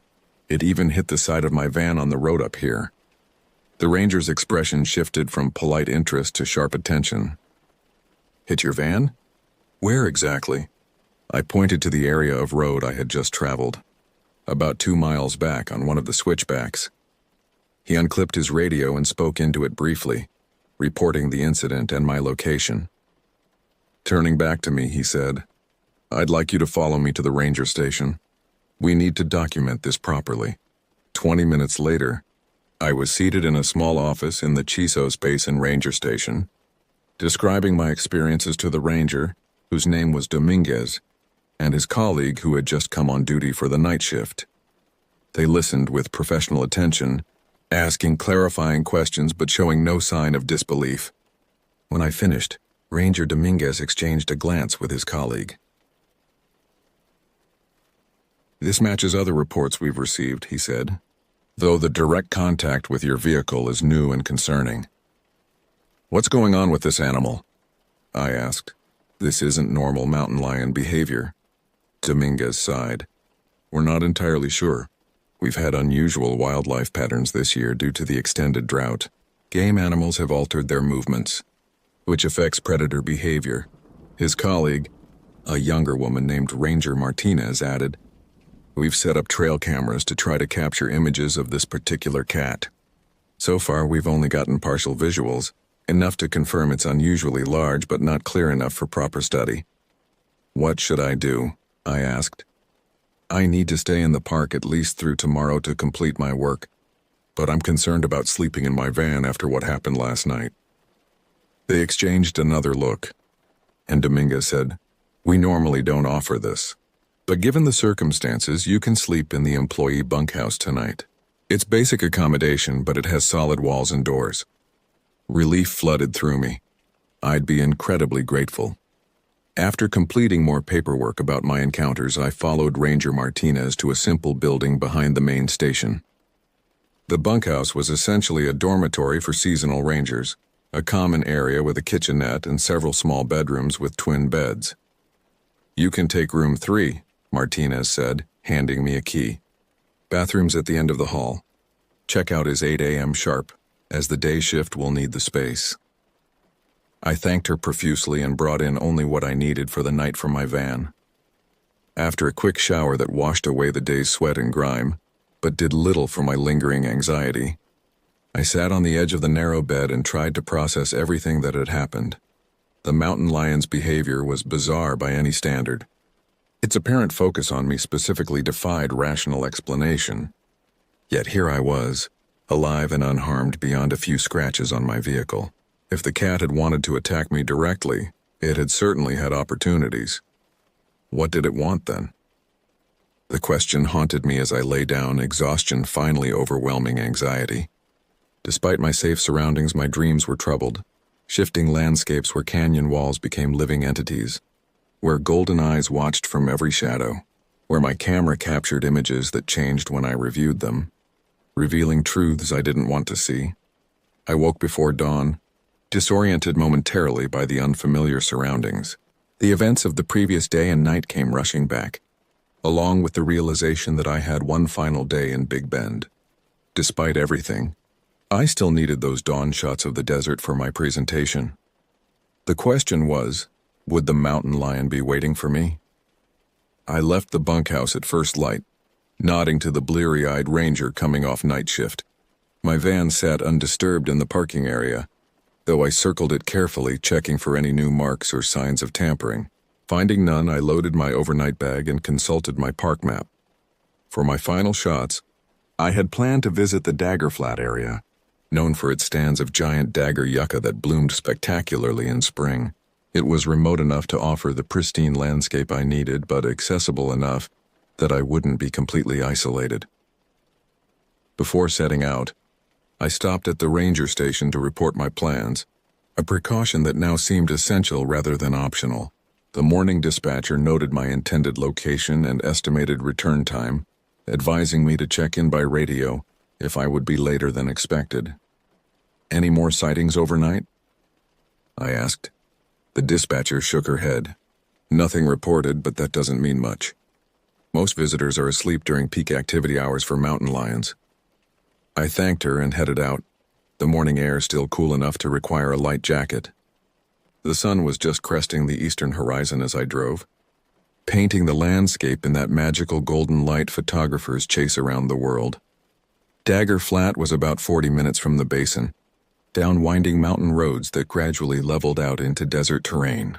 As I drove, I found myself constantly checking my mirrors and scanning the roadside, expecting at any moment to glimpse that tawny shape. The dirt road to Dagger Flat was rough, but manageable in my van. I passed no other vehicles, unsurprising for this early hour in a less visited section of the park. The isolation that would normally have delighted me now set my nerves on edge. I parked at the small turnaround at the end of the road and sat for a moment, listening to the ticking of the cooling engine and the subtle sounds of the desert morning. Distant bird calls, the rustle of wind through the yucca stands. Everything seemed normal, peaceful even. Taking a deep breath, I gathered my camera gear, water, and bear spray. Today I added a walking stick I sometimes used on rough terrain, both hiking aid and potential defense tool. The dagger yuccas were impressive even from a distance, their thick trunks and sword-like leaves creating dramatic silhouettes against the morning sky. Many were in bloom, their tall flowering stalks reaching upward like natural monuments. I began photographing immediately, capturing the interplay of light and shadow as the sun rose higher. For nearly an hour, I worked uninterrupted, moving among the yuccas to find different angles and compositions. The creative focus was therapeutic, temporarily pushing aside my anxiety about the mountain lion. This was why I had come to Big Bend, to document its harsh beauty, its resilient life forms, its ancient geological story. I was lining up a shot of a particularly spectacular yucca bloom when I heard it. A subtle displacement of air, like something large moving quietly nearby. I lowered my camera slowly and turned, scanning the landscape. Nothing moved among the yuccas or the scattered boulders. Yet the feeling of being observed was overwhelming, raising goosebumps on my arms despite the now warm morning air. "I know you're there," I said aloud, surprised by the steadiness of my voice. "Show yourself," silence answered me. I raised my camera again, ostensibly returning to my work, but actually using the zoom lens to systematically search the surrounding area. Through the magnification, I examined each shadow, each potential hiding place. The flash of movement came from an unexpected direction, behind a yucca I had already photographed, perhaps 30 yards to my left. I swiveled the camera quickly, focusing on the spot. There it was, the mountain lion partially concealed behind the yucca's broad base but clearly visible through my telephoto lens. It was watching me with that same unsettling intentness I had seen at Santa Elena Canyon. My finger automatically pressed the shutter button, capturing the image before conscious thought caught up. The sound seemed unnaturally loud in the quiet desert.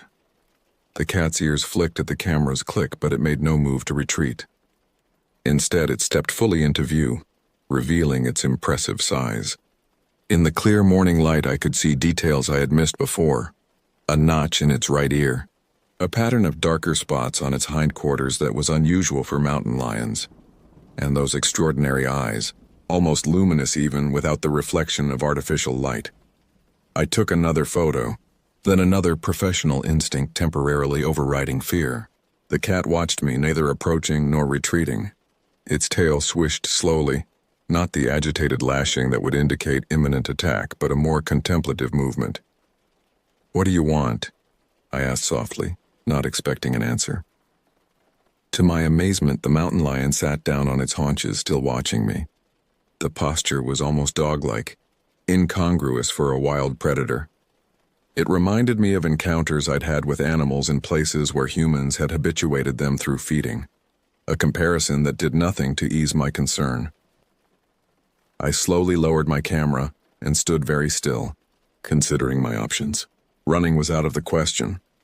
I could try to back away toward my van, but it was a considerable distance, and any retreat might trigger predatory instincts.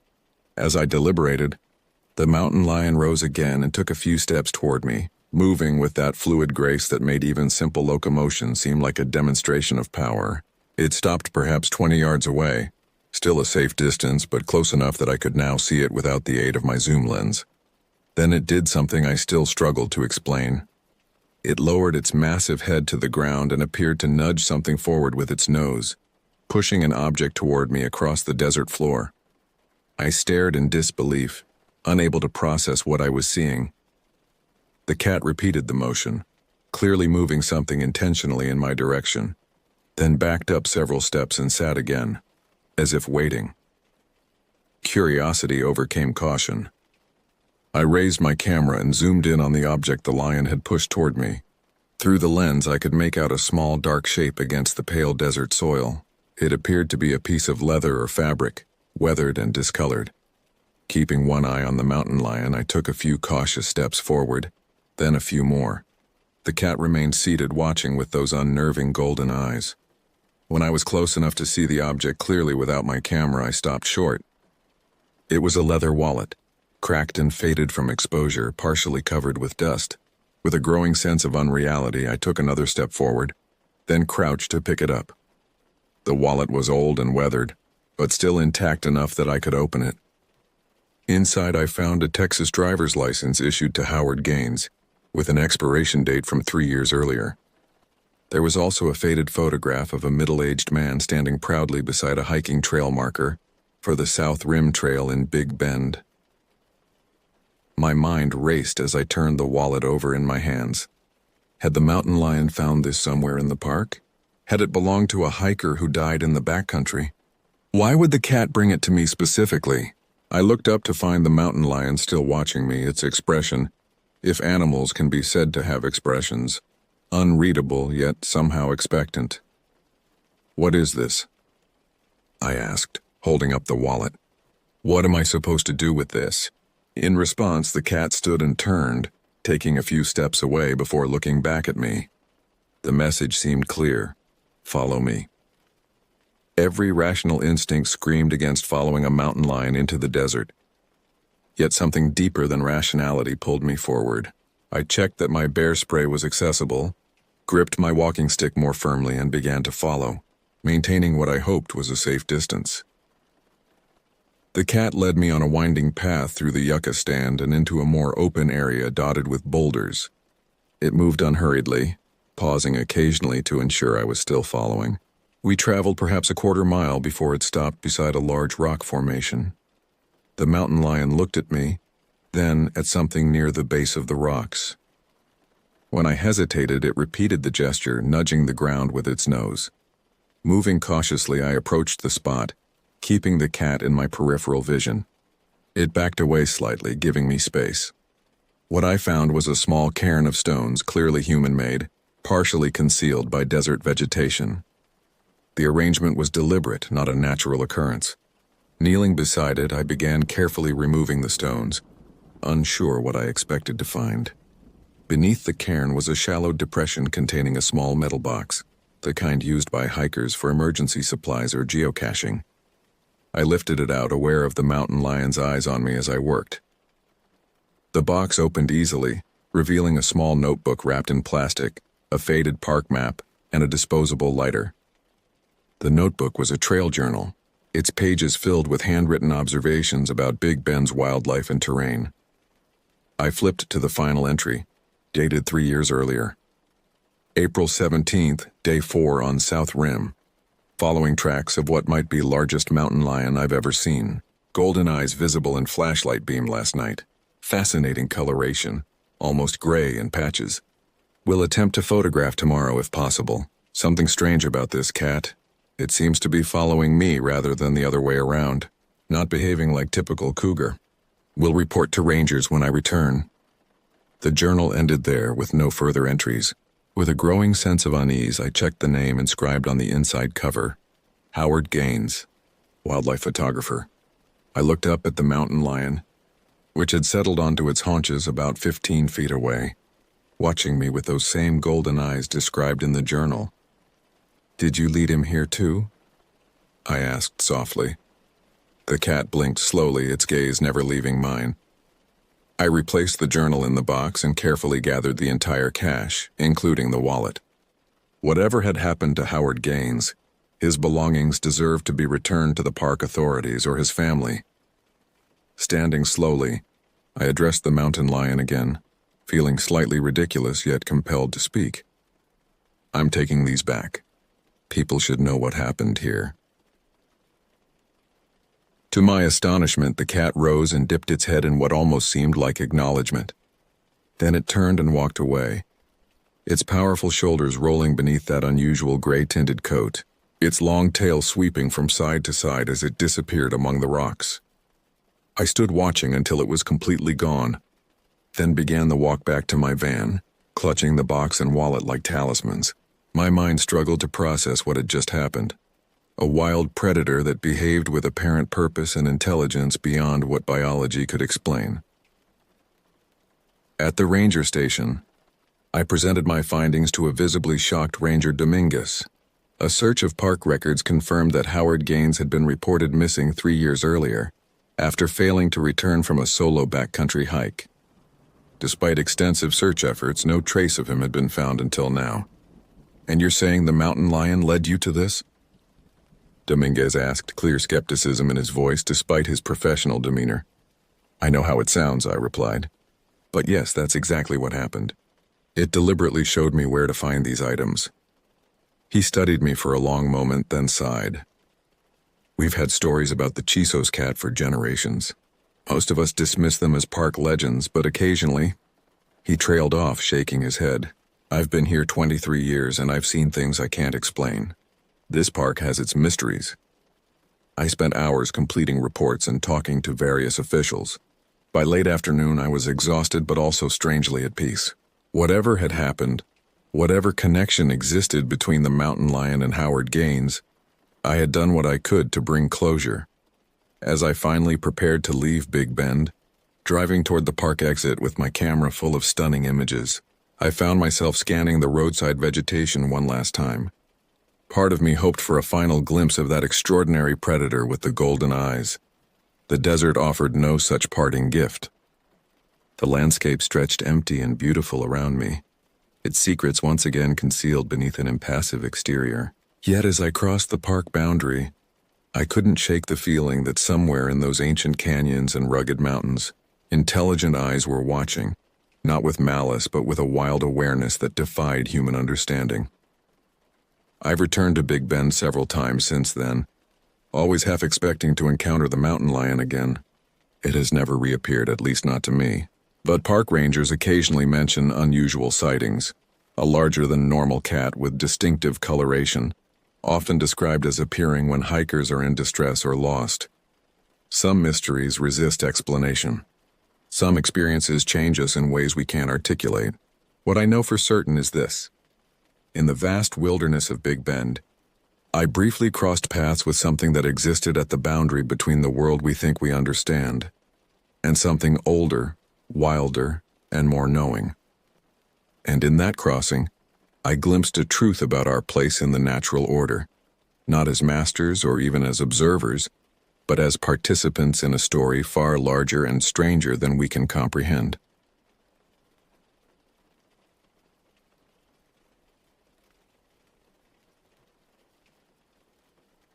I used to be a forestry surveyor back in the 80s, working up in Vuntut National Park in Yukon, Canada.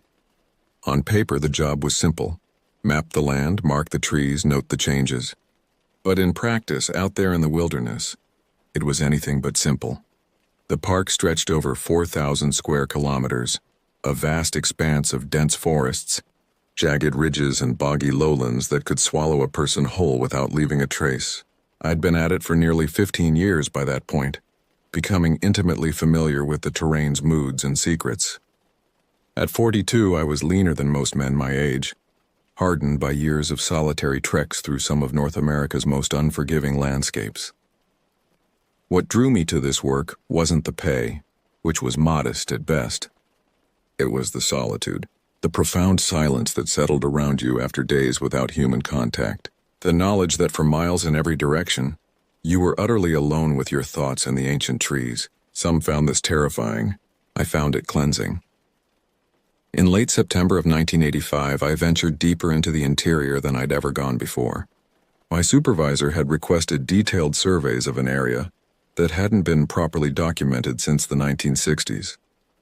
The nearest road was a 4-day hike away, and the ranger station was even further. My pack weighed nearly 60 pounds, loaded with enough supplies for 2 weeks.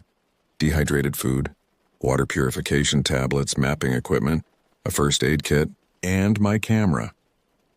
The first 3 days passed without incident. I woke each morning before dawn, broke camp, and hiked until dusk, stopping only to record measurements or photograph notable features. My journal entries from those days were methodical, precise, the observations of a man comfortable in his routine. Day 3. Mapped eastern tributary of Caribou Creek. Elevation gain of approximately 210 meters over 3 kilometers. Evidence of beaver activity increasing. Weather clear, temperature dropping to near freezing at night. I remember how the air smelled on that third evening. Crisp pine mingled with the earthy scent of decaying leaves. I built a small fire, heated my dinner, and fell asleep to the distant howling of wolves. It would be the last normal night I would experience for a very long time. The morning of the 4th day brought heavy fog that clung to the valleys and wound between trees like spectral fingers. I broke camp later than usual, waiting for visibility to improve. By mid-morning, the fog had thinned enough for me to continue northward. Following a drainage line, I needed to plot for the survey. The forest grew denser as I hiked, the spruce and pine closing in around me until branches scraped against my pack from both sides. I had to duck and weave through the undergrowth, my boots sinking into a carpet of moss and rotting vegetation that muffled my footsteps. Around noon, I noticed something strange ahead. The trees weren't standing right. They were tilted, leaning outward as if pushed by some powerful force. I stopped, adjusted my pack, and squinted through the branches. Beyond them was a clearing, a perfect circle punched into the forest canopy. Curiosity overrode caution. I pressed forward, my boots sinking slightly into the increasingly soft earth. As I reached the edge of the tree line, I froze. Everything within that circle, the trees, the shrubs, even the dirt itself, was bleached and ashy white. Not burned, not frosted, but drained of color. The trees stood like bone sculptures, their bark peeling in dry, powdery flakes. The ground crunched beneath my boots, brittle and desiccated. In 15 years of forestry work, I'd seen plenty: fire scars, beetle kills, flood damage, the aftermath of bears tearing through campsites. This was different. This was wrong in a way I couldn't articulate. I moved forward, drawn toward the center despite the growing unease in my gut. There, in the middle of it all, was a crater, small, perhaps 3 feet wide and 2 feet deep, little more than a shallow depression in the white earth. I stood over it, staring down. There was no meteorite, no rocks, no sign of what had made it, just an empty hole. The air was unnaturally still. No birds called, no insects buzzed, no wind rustled through the bleached remnants of foliage. The silence pressed against my eardrums until I could hear my own heartbeat. I felt watched, though I knew I was alone. Something about that spot made my skin tighten, like I was being observed by unseen, unfriendly eyes. I shifted my weight, the sound of my boots on the white soil jarringly loud in the silence. Despite my discomfort, professional habit took over. I needed to document this. I dropped my pack and pulled out my analog camera. My hands trembled as I fumbled with the lens cap, but I managed to line up several shots. Wide angles of the blasted trees, panoramas of the white expanse, close-ups of the crater itself. The mechanical click of the shutter seemed to echo in the unnatural quiet. I took at least a dozen photographs, growing more unsettled with each exposure. This wasn't just another routine log entry. This was something my supervisors needed to see, something scientists would want to investigate. Once the roll of film was exhausted, I packed the camera away, slung my bag over my shoulder, and began the trek back, relieved to be leaving that place behind. The walk away from the white clearing was a long one. I'd planned to make camp that night and continue my survey the next day, but after encountering that strange sight, I wanted solid walls around me. I decided to push through, hiking all the way back to the ranger station if necessary. For the first 2 hours, everything seemed normal. There was just the usual ache in my shoulders from the weight of my pack, and the familiar burn in my thighs from navigating the uneven terrain. Then the headache started. At first, it was just a dull throb behind my eyes. I attributed it to strain, maybe dehydration, so I stopped and drank deeply from my canteen. The water, usually refreshing, tasted flat and did nothing to ease the growing pressure in my skull. By the 3-hour mark, my stomach had joined the revolt. A nauseating twist that grew sharper with each step. Sweat poured down my face despite the cool afternoon air. My vision began to blur at the edges, objects doubling and swimming before me. When I reached the final ridge before the ranger station, I had to stop. Leaning against a tree, I tried to catch my breath. My heart raced too fast, pounding against my ribs like it wanted to escape. When I wiped my brow, my hand came away red. My nose was bleeding. Then the vomiting hit. It came without warning, a violent, convulsive heave that left me on all fours in the dirt. The contents of my stomach splattered against the forest floor, strangely dark and viscous. I spat, trying to clear the bitter taste from my mouth, and realized with growing horror that something was very wrong with me. I don't remember reaching the ranger station. Fragments remain, the crunch of gravel under my boots, the sudden glare of electric lights, a man's voice raised in alarm. The ranger on duty, I think his name was Howard, took one look at me and lunged for the radio.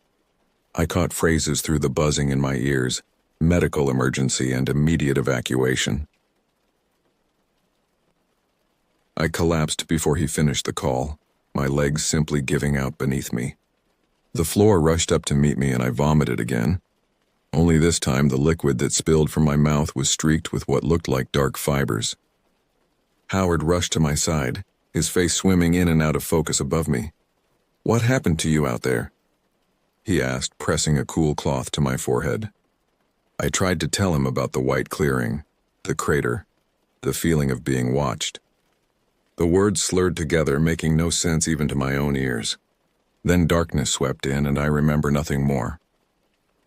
I woke to the rhythmic beeping of machines and the antiseptic smell of a hospital room. Harsh fluorescent lights burned my eyes when I tried to open them. An IV line snaked into my arm, the needle site sore and bruised. My throat felt raw as if I'd been screaming. A nurse noticed I was conscious. She approached cautiously, her face partially hidden behind a surgical mask. "You're awake," she said, her voice professional but warm. "How are you feeling?" I tried to speak but produced only a dry croak. She held a cup of water to my lips and I sipped gratefully. The liquid stung going down. "What happened to me?" I managed after several attempts. "The doctor will explain," she replied, checking the monitors beside my bed. "He'll be in shortly." Time stretched bizarrely in that sterile room. Minutes seemed like hours as I drifted in and out of consciousness. When the doctor finally arrived, I was lucid enough to focus on his face, thin, serious, with steel-rimmed glasses that caught the light as he moved. "You gave everyone quite a scare," he said, consulting a clipboard. "The paramedics thought you might not make it." "How long have I been here?" My voice sounded strange to my own ears, hollow and distant. 3 days. You've been in and out." He pulled up a chair beside the bed. "What do you remember about what happened before you got sick?" I told him about the white clearing, the crater, the bleached trees. His expression didn't change, but he made notes on his clipboard. When I finished, he nodded slowly. "Your symptoms are consistent with acute toxic exposure," he explained. "Severe nausea, fever, neurological effects, bleeding from mucous membranes. We've ruled out common pathogens. No signs of viral or bacterial infection." "Then what caused it?" He hesitated. "Our working theory is some kind of environmental toxin. A fungal agent perhaps, or chemical contamination. The Federal Environmental Agency has been notified. They'll want to speak with you once you're stronger." "My camera," I said suddenly, remembering. "I took pictures. They'll show what I found. Your equipment is with your personal effects." He gestured to a cabinet across the room. "I'll have the nurse bring it to you later." He stood to leave, then paused. "One more thing. During your delirium, you kept talking about being watched. You said they're in the trees and they're listening. Do you remember any of that?" I shook my head. a chill washing over me despite the hospital room's warmth. "Not unusual with high fevers," he assured me. "Rest now. We'll talk more tomorrow." After he left, I lay awake staring at the ceiling, trying to piece together the fragmented memories of my ordeal. I could recall the white clearing perfectly, but everything after leaving it was a jumble of confused images and sensations. One thought kept returning. What if it wasn't a toxin? What if it was something else entirely? Something the doctors couldn't identify because they didn't know to look for it. In the darkness of that hospital room, the thought seemed less ridiculous than it should have. I was discharged after 8 days, still weak but stable enough to leave. The doctors had found no permanent damage, though they warned me that some symptoms, fatigue, occasional headaches, vivid dreams, might persist for weeks or months. My first stop was the Forestry Service headquarters. I needed to report what I'd found and deliver the photographic evidence. I was anxious but also eager. Those photos would validate my experience, prove that I hadn't imagined or hallucinated the white clearing. My supervisor, a stern woman named Jacobs, listened to my account without interruption. Her face remained impassive as I described the bleached circle, the empty crater, the unnatural silence. When I finished, she asked a few perfunctory questions about the exact location, then suggested we develop the film immediately. The technician took my camera into the darkroom. Jacobs and I waited in strained silence, she clearly skeptical, I increasingly nervous. After what seemed an eternity, the technician emerged with a stack of prints. My heart sank as he spread them across the table. Every shot of the impact site was nothing but a white fuzzy blur. Not overexposed, not underexposed, just a static mess of nothingness. The other photos from earlier in my trip were perfectly clear. Only those of the white clearing were ruined. Could be light damage, the technician suggested, avoiding my eyes. Or moisture got into the camera. Jacobs examined the blurred images, her expression hardening. "Well," she said finally, "these don't tell us much." "But I saw it," I insisted, hearing the desperation in my voice. "It was real. Something happened out there." "I'm not saying it didn't," she replied carefully, "but without evidence, there's not much we can do. You've been through a traumatic experience. Maybe once you've had some rest—" "I don't need rest," I interrupted. "I need someone to investigate that site." Something there made me sick. "The environmental agency found nothing unusual in your blood work," she reminded me. "Their official position is that you likely encountered a naturally occurring toxin, a mushroom perhaps, or plant sap that caused a severe allergic reaction." I stared at her, incredulous. "Then why did the photos turn out like this? Just these specific photos?" She sighed. "Technical glitch. Bad film. Coincidence. There are many possible explanations." The conversation ended there. Jacobs advised me to take 2 weeks of sick leave before returning to work. No one outright accused me of fabricating the story, but I felt the weight of their disbelief. In their eyes, I was a reliable surveyor who'd had a breakdown in the wilderness, an occupational hazard they'd seen before. Without proof, my words alone couldn't convince them. And each time I tried to explain how the timing didn't fit, how I'd been fine until after leaving the impact site, I could see them mentally filing my protestations under symptoms of trauma. Eventually, I stopped talking about it, not because I doubted what I'd seen, but because I realized no one would believe me without evidence, and the evidence somehow had been erased. I returned to work after 3 weeks, determined to put the incident behind me. I took assignments closer to headquarters, shorter trips that kept me within radio contact. My colleagues were supportive in that awkward way people treat someone they believe has suffered a psychological break. They spoke carefully around me, avoided certain topics, and exchanged glances when they thought I wasn't looking. For several months, I maintained the facade of recovery. I filed my reports, attended staff meetings, shared casual conversations in the break room. To all outward appearances, I had moved on from my wilderness episode, as one coworker tactfully called it, but I hadn't moved on. I couldn't. The white clearing haunted my dreams and invaded my waking thoughts. I began keeping a private journal, recording every detail I could remember about the site, drawing maps and diagrams, trying to pinpoint its exact location. The official coordinates I'd logged that day led nowhere.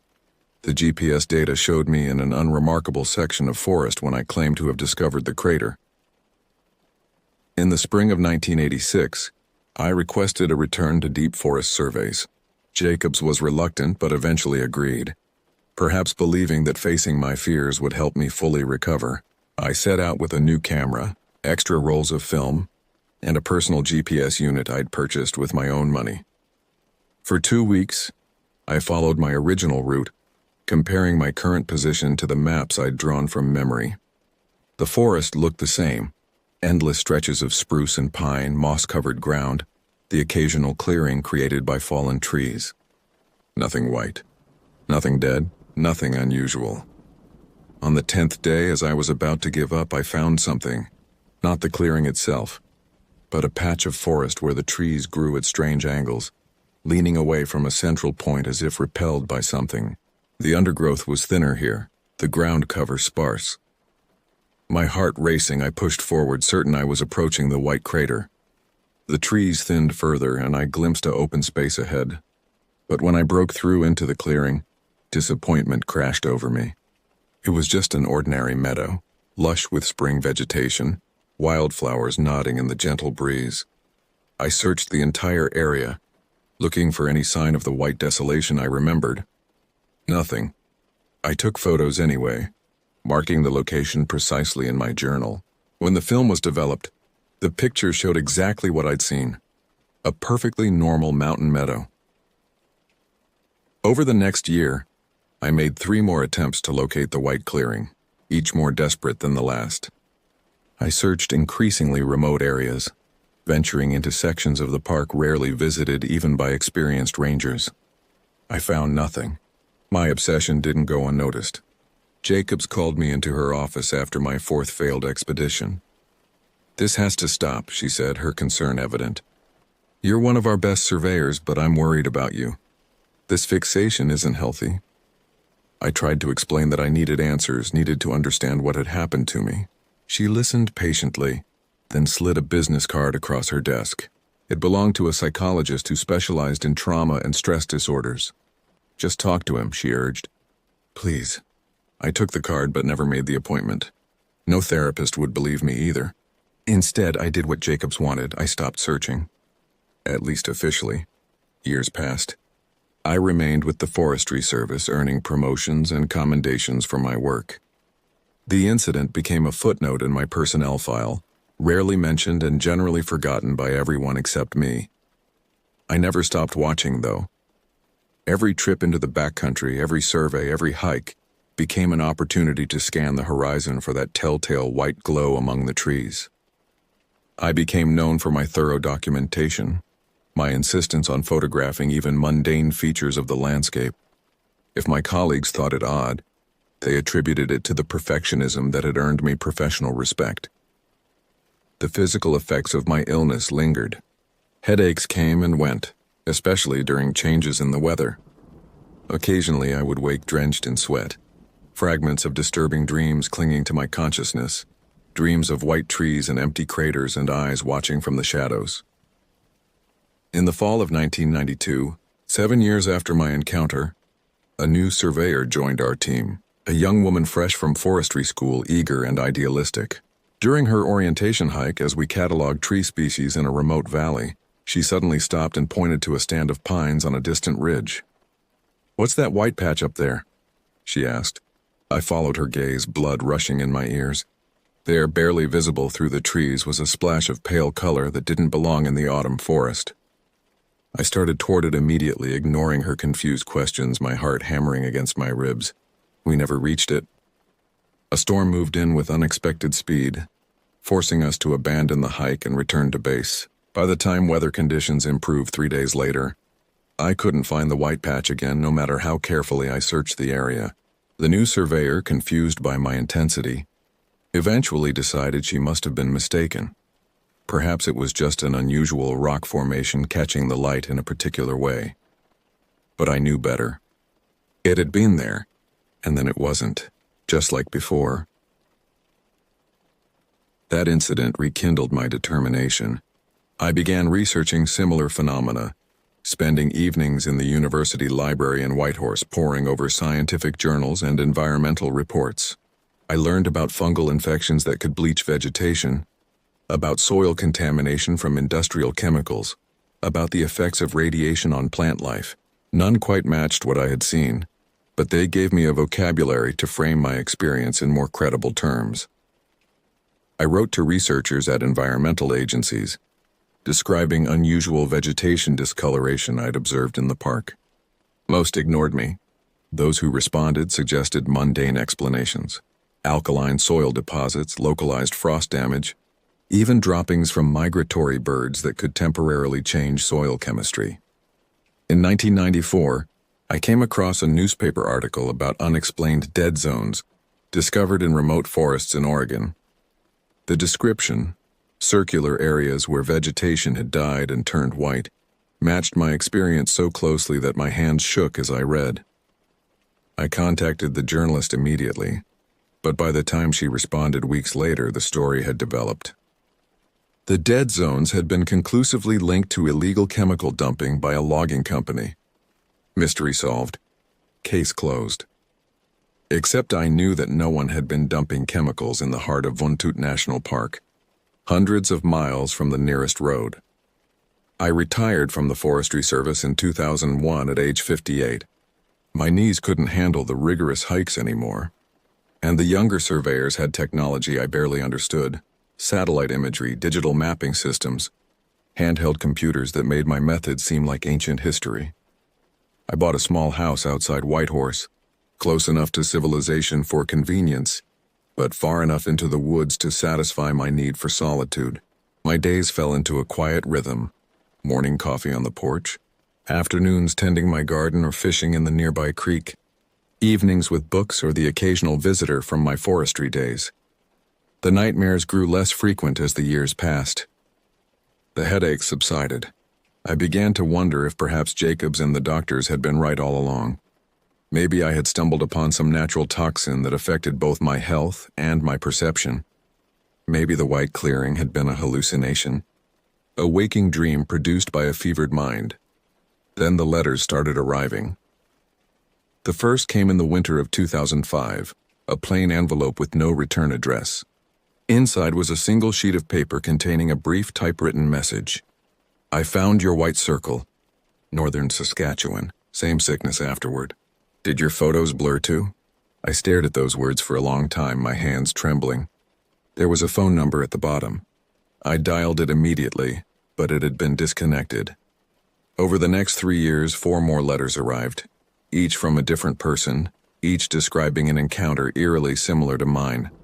A hunter in British Columbia, a geologist in the Northwest Territories, a pilot who spotted a white circle from the air while flying over remote parts of Alaska, a hiker in Montana. All described the same features: the perfect circle of white vegetation, the small crater at the center, the unnatural silence. All reported becoming violently ill afterward. All mentioned photographs that somehow failed to capture what they had seen, coming out blurred, overexposed, or containing nothing but static. I created a map, marking each reported location with a red pin. When I connected the points, they formed no recognizable pattern. The circles appeared randomly distributed across the northwestern part of the continent, with hundreds of miles between them. In 2010, I received a different kind of letter, this one from a physicist at a university in Vancouver. He had been forwarded my correspondence by the geologist who had written to me earlier. His message was brief and cautious, but it sent a chill through me.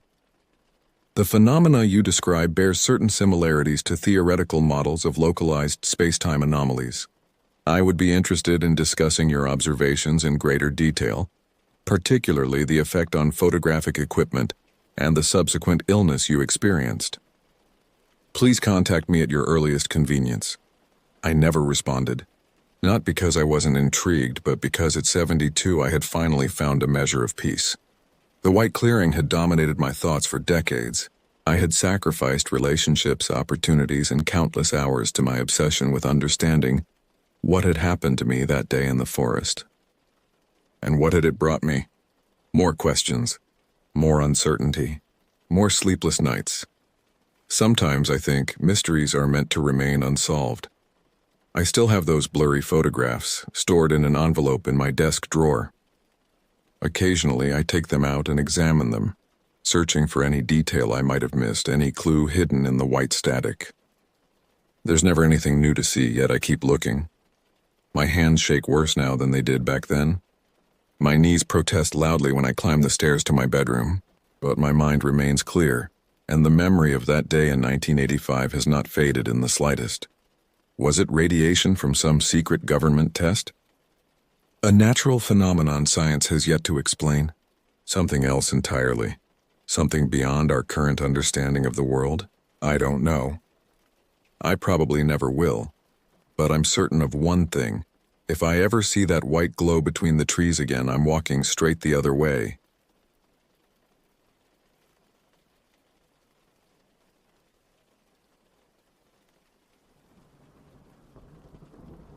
I grew up in the remote foothills of the Cascade Mountains in western Washington during the early 1990s. Our family owned a substantial parcel of forested land that stretched from the valley floor up into the lower ridges. Our home, a sturdy two-story timber frame structure, stood as a testament to my father's craftsmanship. Dad built it himself over 3 consecutive summers, using locally sourced Douglas fir and cedar from our own property.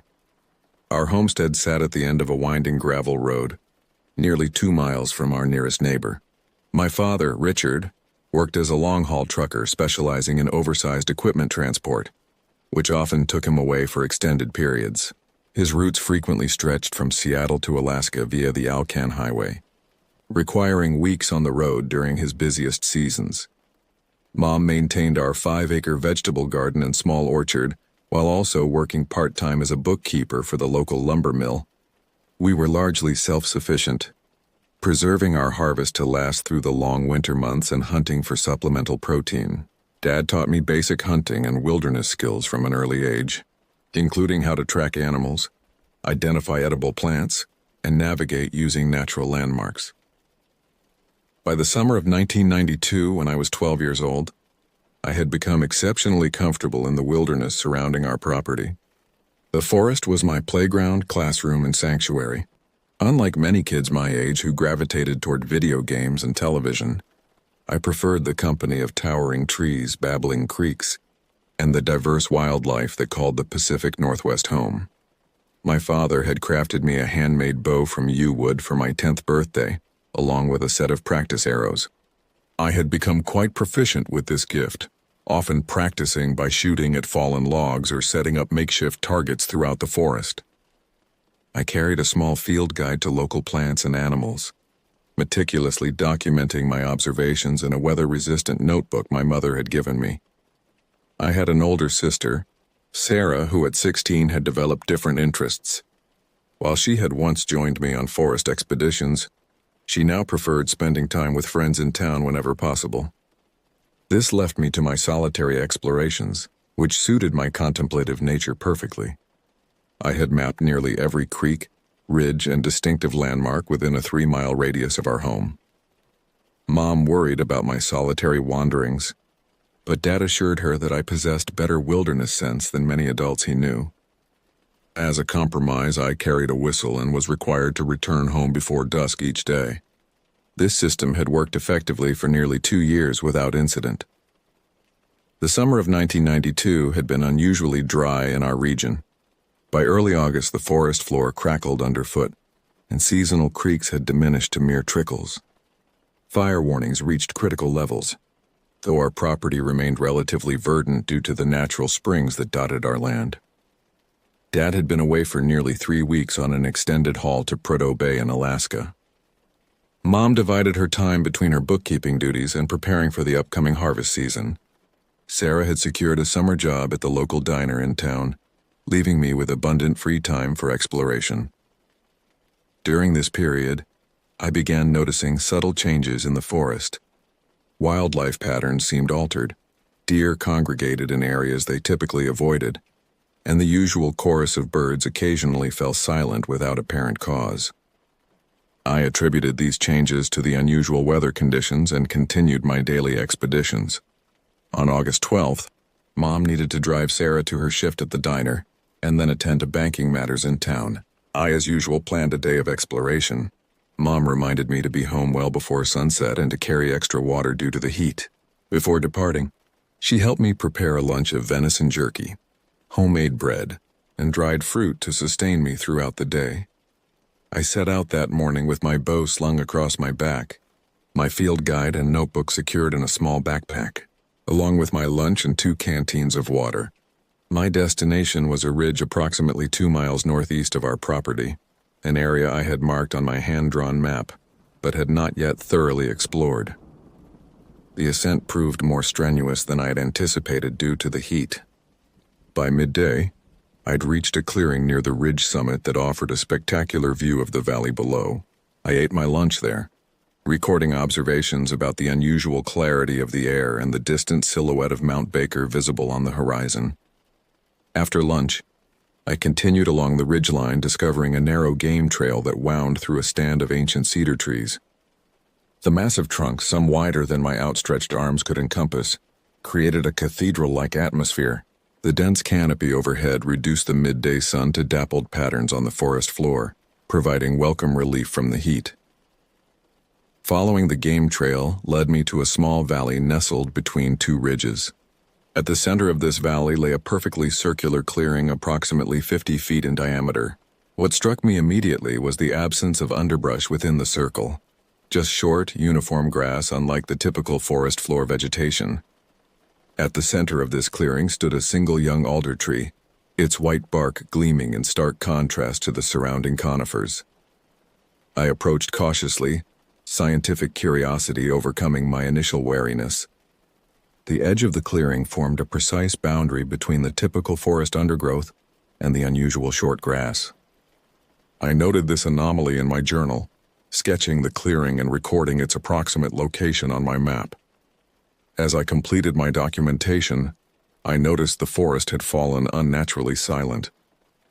The constant background chorus of birds and insects had ceased entirely. The air felt suddenly heavy, carrying a subtle metallic scent reminiscent of approaching thunderstorms, though the sky remained clear. Checking my watch, I realized it was already mid-afternoon. Concerned about keeping my promise to return home before dusk, I prepared to depart. As I gathered my belongings, a faint humming sound emanated from somewhere above the clearing. The sound gradually intensified, vibrating through my chest cavity like the bass notes of a powerful speaker system. Looking skyward, I initially saw nothing unusual through the small opening in the forest canopy above the clearing. Then a pinpoint of blue-white light appeared, hovering directly over the young alder tree. The light expanded slowly, transforming into a pulsating sphere approximately 3 feet in diameter. I stood transfixed as the sphere descended toward the alder tree. When it made contact with the uppermost branches, the tree's leaves appeared to shimmer and dance, though no wind was present. The humming sound modulated, rising and falling in a pattern that seemed almost musical in its complexity. As the sphere continued its descent, smaller points of light, ranging from brilliant green to deep indigo, began to orbit around it. These smaller lights moved with startling speed, yet maintained perfect synchronization with each other. They resembled a miniature galaxy rotating around a blue-white sun. Overcoming my initial shock, I fumbled for my notebook, attempting to sketch what I was witnessing. As I did so, the primary sphere suddenly expanded to nearly twice its original size, emitting a pulse of light so intense that I was momentarily blinded. When my vision cleared, the sphere had split into 3 identical orbs, each now pulsating with a distinct rhythm. I heard what I could only describe as voices, not spoken language, but a series of harmonic tones that somehow conveyed meaning. I couldn't comprehend the specific content, but felt an overwhelming sense that the phenomenon was not random, but purposeful, perhaps even communicative.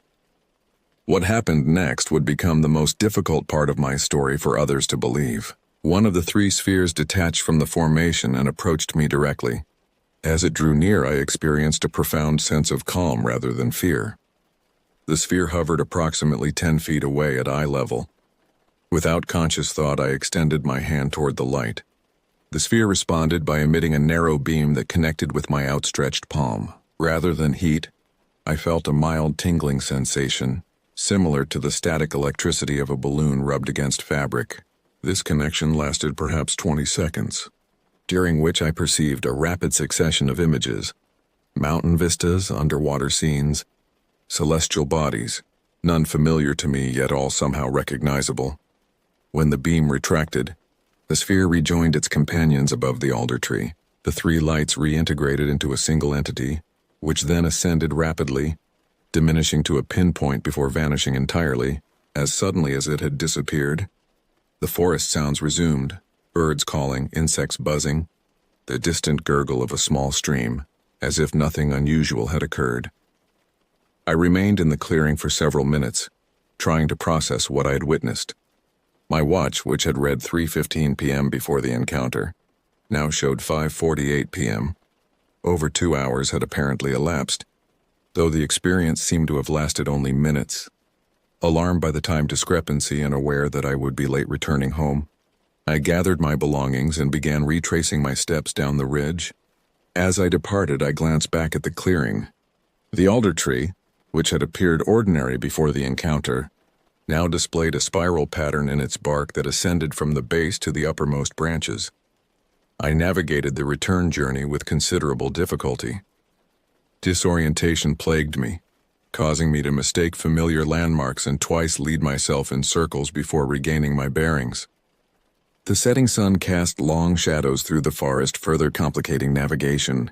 My typically excellent sense of direction seemed compromised, as if some internal compass had been temporarily recalibrated.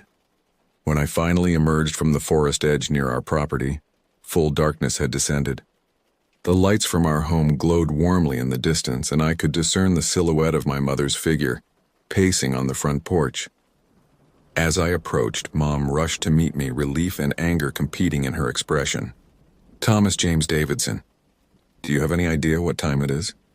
she demanded, simultaneously pulling me into a tight embrace. I was about to call the ranger station. I attempted to explain my experience, but found myself struggling to articulate what had occurred. My normally precise vocabulary failed me, and the extraordinary encounter seemed to resist conventional description. What emerged instead was a fragmented account that Mom attributed to exhaustion and possible dehydration. "You're burning up," she observed, pressing a hand to my forehead. "Inside right now? A cool bath, dinner, and straight to bed." I didn't argue. My body felt unusually heavy, and a persistent buzzing sensation lingered at the edges of my consciousness. That night, my sleep was punctuated by vivid dreams filled with geometric patterns and landscapes I had never seen. Vast deserts, tropical lagoons, Arctic tundra, all bathed in the same blue-white light I had encountered in the clearing. I awoke the following morning with a low-grade fever and unusual markings on my right palm, a pattern of interconnected circles resembling the rings of a tree, centered where the light beam had connected with my hand. Mom, concerned about potential exposure to some unknown plant toxin, applied a poultice of plantain leaves and kept me home to rest. Over the next 3 days, my fever subsided and the markings on my palm gradually faded. However, other changes became apparent. My previously 20/40 vision had improved dramatically, a fact confirmed weeks later during a routine school physical, which recorded my visual acuity at 2015. I found myself able to recall information from books read years earlier with photographic precision. Most notably, my artistic ability, previously limited to rudimentary sketches, had developed extraordinarily. My drawings of the light phenomenon displayed a technical sophistication far beyond my previous capabilities. When Dad returned from his hauling job the following week, I finally found someone receptive to my account. Unlike Mom, who had dismissed the story as a product of heat exhaustion or an overactive imagination, Dad listened intently, asking detailed questions about the experience. "Your grandfather used to tell a similar story," Dad revealed after I completed my account. "He worked as a fire lookout in these mountains back in the 1940s.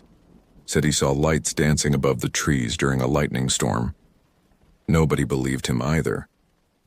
With my father's encouragement, I documented my experience in detail, creating a comprehensive record that included drawings, maps, and a written narrative. We agreed to keep the full account private, knowing how such stories tended to be received in our small community. Dad accompanied me on a return expedition to the circular clearing 2 weeks later. We found the location without difficulty, but the scene had changed significantly. The perfect circle remained visible, but the central alder tree had died completely, its leaves brown and brittle, its bark displaying the spiral pattern I had described. Samples collected from the tree and soil showed no obvious contaminants or pathogens when later examined by a forester friend of Dad's. As years passed, I occasionally shared my experience with trusted individuals. Most reacted with polite skepticism or outright disbelief. The markings on my palm never fully disappeared, though they faded to faint white lines visible only under certain lighting conditions. My enhanced mental capabilities persisted, enabling me to excel academically and eventually pursue a career in environmental science. I returned to the circular clearing numerous times throughout my life, sometimes alone, sometimes with companions. The phenomenon never recurred, though I occasionally experienced unusual equipment malfunctions in the vicinity. Compasses spinning erratically, watches stopping temporarily, camera batteries draining inexplicably. The alder tree eventually fell and decomposed, but nothing new grew in its place. The circular clearing remained a perfect void in the forest undergrowth, defying natural succession patterns. Local wildlife seemed to avoid the area entirely. No tracks, no droppings, no evidence of feeding or nesting activities within the boundary of the circle. When I became a grandfather myself, I began sharing my experience with my grandchildren during summer camping trips on the family property, which I had inherited and preserved as a nature reserve. My story evolved from a personal anecdote to a family legacy, though I always emphasized the importance of critical thinking and scientific inquiry when discussing unexplained phenomena.